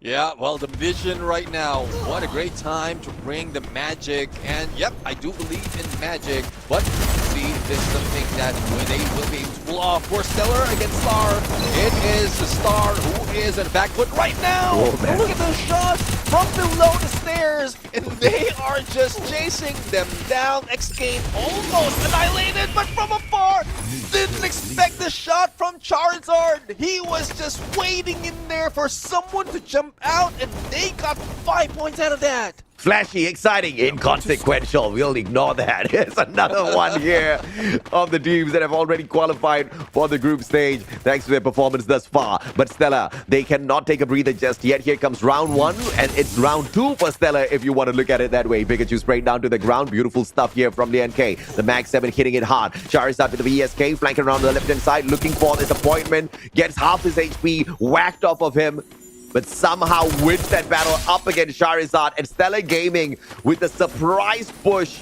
But unfortunately, they just won't be able to survive much longer as round 1 takes over TV Tower. Lianske in there with the dub. Definitely deserve this dub against Stellar Gaming. 5 elimination already for round 1. And they're in a good run right now. Triggered that hit list to find out one player. It's Easy King from PE Sports. But Young Gurkhas, come on, this is what we have been asking for. And the battle at bottom continues. Fisher Tiger against YG. Yeah, this is a big fight. This is an important battle for us. If you are going to get the heck out of our survival stage, you got to go out in style, Young Gurkhas. And the battle between Fisher Tiger and Young Gurkhas as hot as ever. Young Gurkhas, 2 players down on the ground already. Adim as well as Flanky. Not in here anymore. They have to depend on the Magician for the save once again. He's got 1,500 coins in his pocket and he decides to go and help out his buddy. Oop. No, he's actually going to leave his buddy high and dry. But Boss, like a boss, handles that situation on his own. Magician has got his own mission to get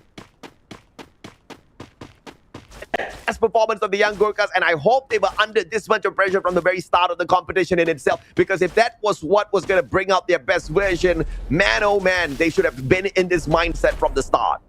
And that's what I'm talking about. The moment that everyone on bottom goes in the final game, they show up differently. I don't know if it's just no regards of winning position or whatever, but Fisher Tiger is doing the same. But it's just unfortunate. Again, it's a battle at the bottom, and Young Gurkhas is going for another revive. The Magician, this is the magic that he's bringing to the table right now, and hopefully it continues, because there's a lot more that we want to see. Thank God the Magician listened. We were sick and tired of him disappearing again and again.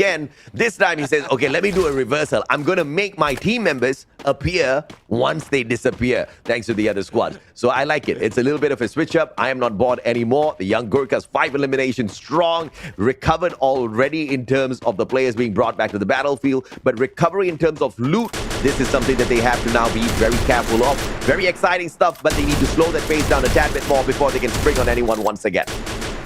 Looking at the PE Sport Academy, one of the squad who came from bottom when we were ranking them from their previous performance, and now they are going against NRG, one of the so-called giants in the current lobby right now. But NRG, especially with Montiki, imagine the headshot that he can make. The reason why he's getting closer despite of not having a CQC weapon is because of that. But Ikam, the Grenader, now the gunner from the other side with that M60, and this is why he is so aggressive, because I believe that like upgraded M60 has unlimited ammo, thus he can break down all those blue walls, even the armors of the opponent, and Gotti is left with only a few coins and revived 1 player only. And Celtic Gaming will exit this lobby after giving us quite a number of exciting games, especially their performance at Purgatory, which was one that we will remember. And we get to see a little bit more from them in the group stage later on anyway. Fisher Tiger, on the other hand, coming across 1NT. Obviously, that's not fun for them. They're going to get snuffed out here in a big way as Fisher Tiger now falters in the 9th spot. Who would have thought that we would see Young Gurkhas outlive Fisher Tiger? Well, again, this is what we have been asking for the longest time. Both of them. It's just Young Gurkhas. Well, they were listening, but a little bit too late. And hopefully this is a good experience for them. For Fisher Tiger, they had experience already, but it's been a while before they can recover. Now, Triple Genius, another squad who was in trouble, trying to farm up the points, and this is out of the bottom squad once again. It was Fisher Tiger earlier, now it's YG and Chocolate Genius. They really need to rack up in points. Now, Chocolate Genius are getting the heck out of there as 1NT now starts to approach. They're actually going in for the chase onto Young Gurkhas. I don't know if they know that, but they are on the same side as they bump into each other. Toby. Oh, wait, what? Chocolate Teams? Yeah. Nah, they just want to circle. No, I got that one wrong. The Gurkhas are not their aim. But the players on the side of Chocolate Teams, though, just stopping right in front of the vending machine as they spot out an opportunity here. Voss right in front. Toby as well as Baby King's going to be jumping on out. The shield gun does not do much damage at all. And right behind, Flanky's going to get caught out by the 1NT players. It's now up to Boss. He's got 600 coins in hand. Enough for 1 revive here if he gets to the vending machine.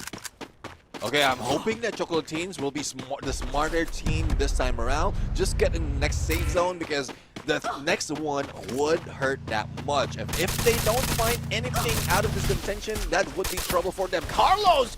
Almost taken down, but the backstab was not that successful until this moment. But TRP is already waiting and also giving that back up. Thus, the Magician, another trick being pulled in, and Sasboss will try his best to get into next phase and probably revive the whole squad. Absolutely. Yes, boss. Not gonna pull the magic on the magician himself. But he will choose to not bring the magician back. I'm pretty sure he's sick and tired of his tricks as well. Round 1 versus Pumas. This is gonna be a big fight here, Neptune. Pumas on a great performance all day round, and now they bring out the lightning zone as well, just to torture round 1 a tad bit more out in the open grounds. They've got a great defensive position here for themselves. They don't need to get aggressive just yet, and round 1 will exit the battle with the jump pad. They want none of this. Yeah, I mean, they did pull out that bolt maker just to make sure that everyone couldn't get near, but if they step out in there, and judging from some of the snipers from the squad, they will potentially be a target. But PE Sports Academy, after all those engagement, now they're just playing for placement, and there's a good balance. There's a good situation that PE Sports is putting themselves into, because they're not like putting themselves out there to go for a fight every time. Muditos managed to recover, revive themselves, and with 8 teams, with 1 NT not done with them. From afar, that Car 98 and Muditos might have been eliminated already. Yep, we do have 7 teams remaining after Muditos has been taken down. And Chocolatines are still alive. Neptune, the difference in points, just 10. Chocolatines, they need to survive. They need to pull away a few more eliminations, and the dream could still stay alive for the squad. Muditos now cannot do anything about this whatsoever. They can just sit, bite their nails, and watch. Let's see on how much they will be eyeing on some of the squads right here, especially for Chocolatines, who needs more points if that is the intention for the squad. But INT getting closer. Some players of Pumas Esports as well as round 1. So this is good for Chocolatines, because everyone who is fighting is on the top and middle of the board, gives them more opportunity to survive longer. And hopefully they have a sniper who can steal away all those points for more of that chance. And young Gurkhas showing us their fighting spirit, revive after revive after revive, not giving up. And this is what I respect young Gurkhas.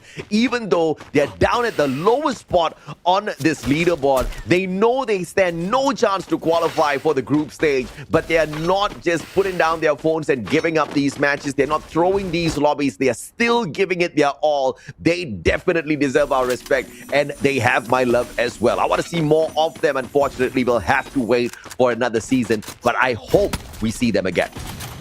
Definitely really looking forward to seeing them again improve better and stronger. But 1NT against Pumas, and a few of the players of PE Sports Academy in the mix as well. And E7 now going in for a rush. 1NT will be damaged, but Young Gurkhas also eliminated out of the fight. Pumas, if PE Sports Academy can step in, this might be their chance to cap a few more points. But unfortunately, no one is going against them. Come on, Chocolatines, do it, man. Eliminate Pumas, Chocolatines. That would really be the cherry on the cake here. For chocolate, nah, they're just backing away. They're like, we don't need no cherry, we are chocolates. Okay? Cherry and chocolate is quite nice, though. Yeah, I mean, chocolates is always nice for almost anything. Almost, not everything. Almost. But for R1, round 1, Valens right now, I don't think he will be doing so much more of surviving. And I don't think there's also any consolation if he put a few more of that fight. It's more of just like a show right now. But 7 out of how many points that is needed by the squad, I think there's a few more Chocolatines need right now to close the gap between them and Muditos. Nicely done. But now the problem is Pumas are right behind them. NRG focusing on PE Sports Academy. Pumas right behind Chocolatines. Chocolatines chose to not take the fight up against Pumas, and that might be the biggest mistake that they have made in this lobby here so far. PE Sports getting pelted down by all of these bullets, but they do have the terrain for the defense play there, as well as a couple of extra glue walls. But my eyes are on Chocolatines as NRG now pulls out the bolt maker, and the lightning zone will put pressure on every single squad in this circle. Oh, Wazda in there with SKS headshot, and now it's NRG who will be dominating this. Mount Tiki with that MC49, and this is unlimited ammo. He can just shoot them down one at a time. And there you have it.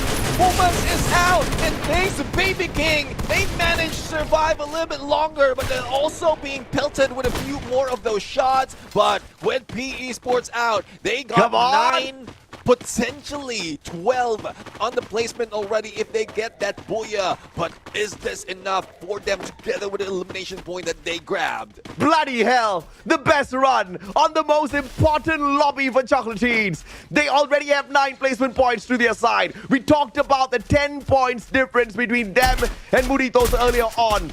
And this is truly the best way to end this survival stage, with Chocolatines showing that you should never give up on any opportunities that you're given. Now TRP with the Moss is going to go for a wild rotation here, but his glue walls are going to give away his position. Gotti has been spotted out already. A jump shot will put the one player on the side of Chocolatines down on the ground. Rushing straight in his main Tiki, and that Oscar valiant dash will break through the defenses of the Chocolatines players, leaving Carlos now all alone, who gets knocked out of the circle. And our NRG walks away with their second booyah of the day. But the highlight is still Chocolatines. But the question is, did they do enough, Neptune?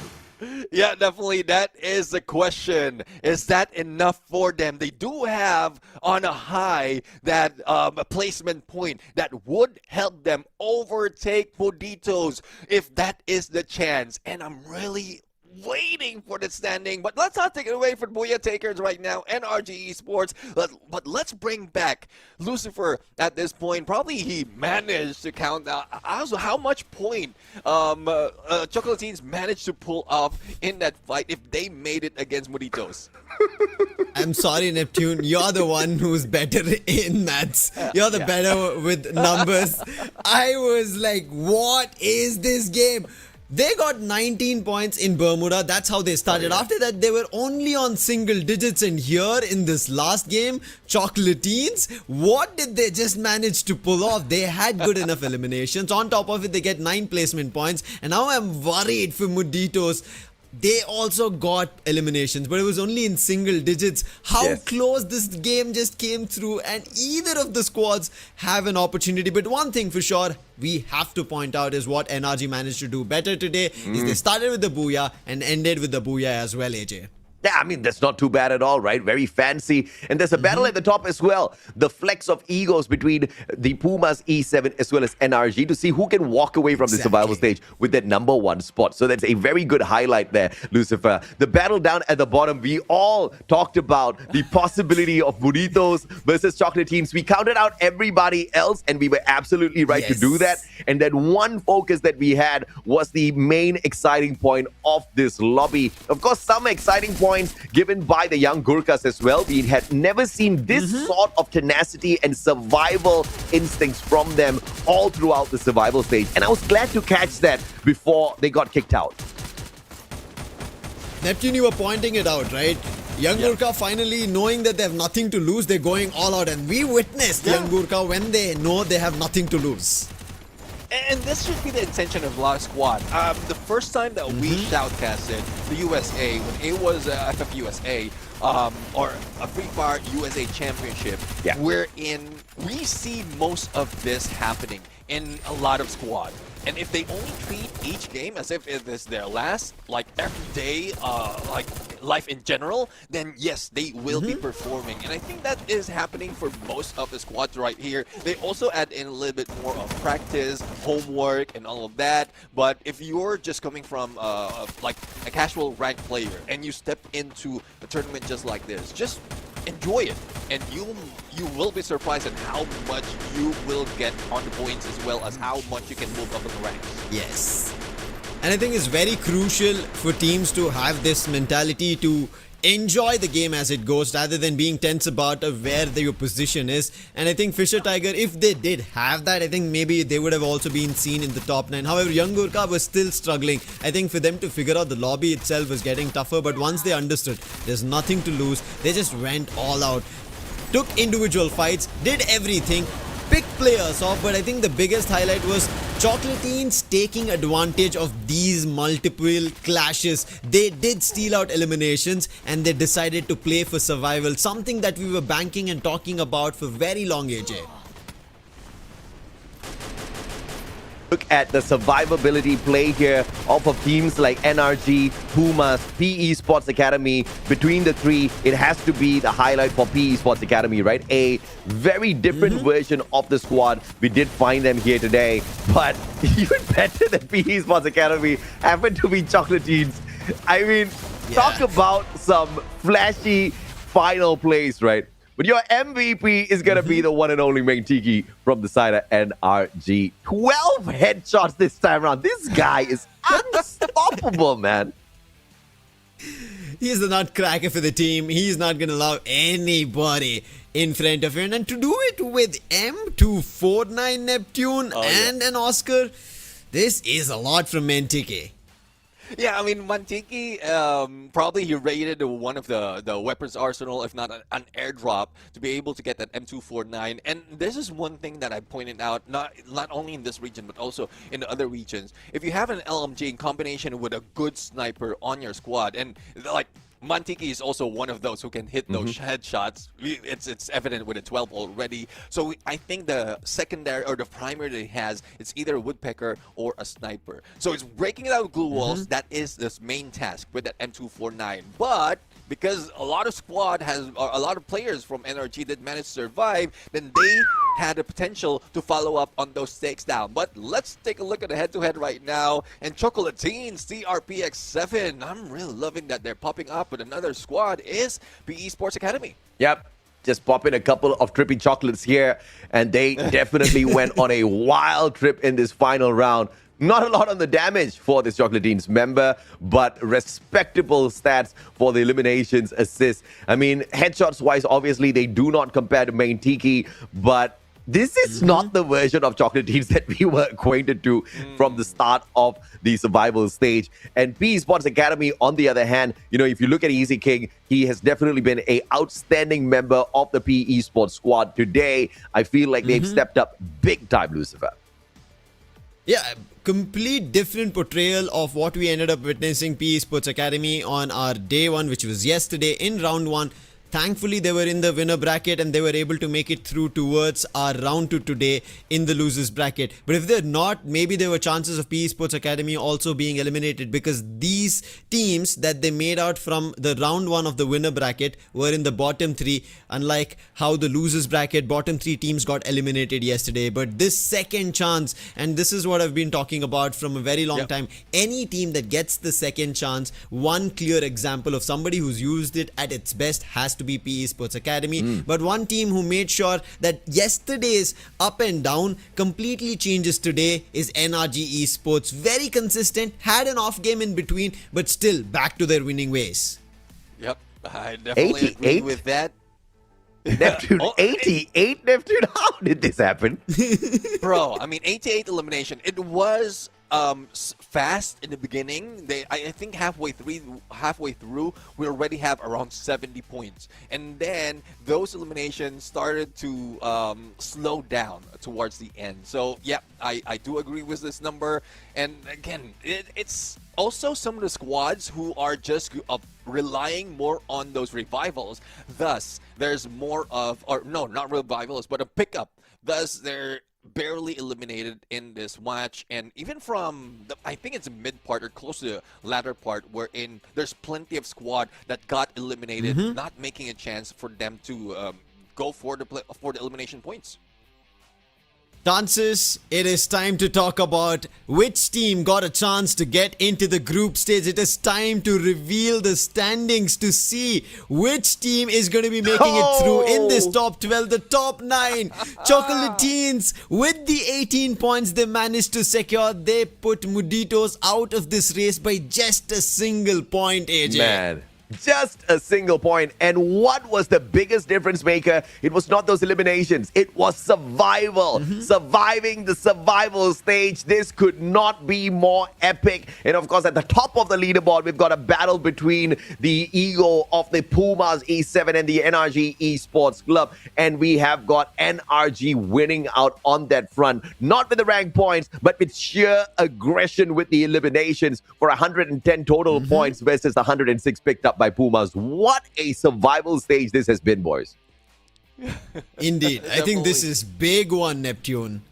Yeah, I do agree. I mean, I'm seeing a lot of potential out of here going against the next set of groups or neck of teams that we have on the group stage. Because Chocolatines, if they can pull this off, I think they made their calculation. If you can manage to do this while you are the bottom of the leaderboard, then they might be acting as if they are not as strong, which is a smart move out of the squad. Hopefully I'm right, because I want to see them perform, like, see the evolution of the squad from survival, the hero's journey through group stages, and I don't know. I mean, we might see them even further in grand finals. I agree. Almost zeros to heroes is what they've turned around, but they have to become very consistent, because now the stakes will instantly rise up, because these teams, the top 9, NRG, Pumas, E7, Round 1, P Esports Academy, 1NT Esports, Celtic, Stellar, Star and Chocolatines, last but not the least, with them who will be making it into the group stage, and they are the ones who will make this leap, as they will be joining the 6 gens who were in our summer race. And that is where the stakes will get even higher and the competition even more tougher, AJ. Man, I am just in disbelief as to what we have just seen out there today. And these are the top 12 standings. And obviously, GCT Arrow walked into this competition with a lot of experience and a lot of credibility behind them. But we saw the survival play of Rhino 6 and the bounce back. I wonder what we will see when Rhino 6 plays all 6 games properly, just like what we could see out of round 1. A little bit of 1NT has shown us as well. So lots of exciting stuff that we can expect at our group stage, Lucifer. A lot to be expected, especially with 6 big gens that we were talking about. Zeus, DZ, Miakop, INV, Kiskea and ZMF. These are the ones that you were looking forward to while we saw the FFC mode in-game qualifiers that the 24 were with us till the end of survival stage today, but we have only the best 18. Unfortunate for the other 6 teams who managed to not make it through, get eliminated, but that's the part and parcel. Major chunk is still not gone here, AJ and Neptune. This is the opportunity for teams to strike now that they know who they are up against in the group stage. I am just so... It was such a fun day, right? I wish we had 10 games. Yes. No, please don't do it, Garina. Okay, 10 games is a lot. It was a bloody fun day, and I love seeing the fight in all of these teams. You know, my heart goes out to the teams who just did not make it out of the survival stage. But again, it's not just about one competition, right? We want to see them back in here. It's all about the story. And the story is just so much better when you fail first and then succeed later, just like what Chocolatines has showed us today. Yes, indeed. Neptune, your last few words before we wrap things up here of the survival stage. Well, I'm just loving the storyline being brought in by a lot of squads right now. Again, the zero to her hero journey, I do agree with that. And there's a lot more that will be seen right here in group stage. And that's just, again, another training ground for them. But it also has a risk of being relegated. So hopefully they take this few days rest to study and also find out what the weaknesses and as well as their strength is to go on the next stage.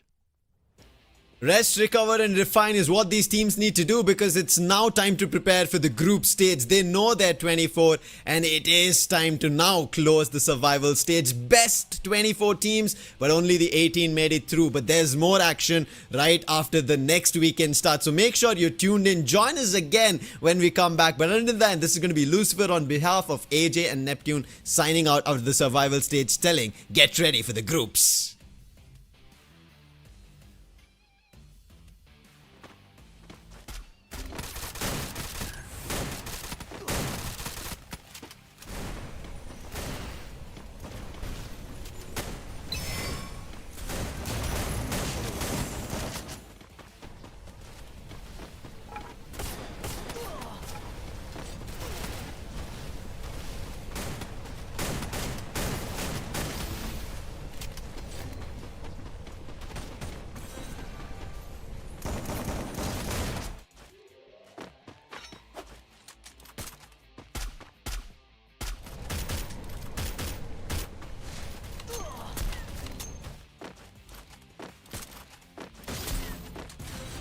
Interesting.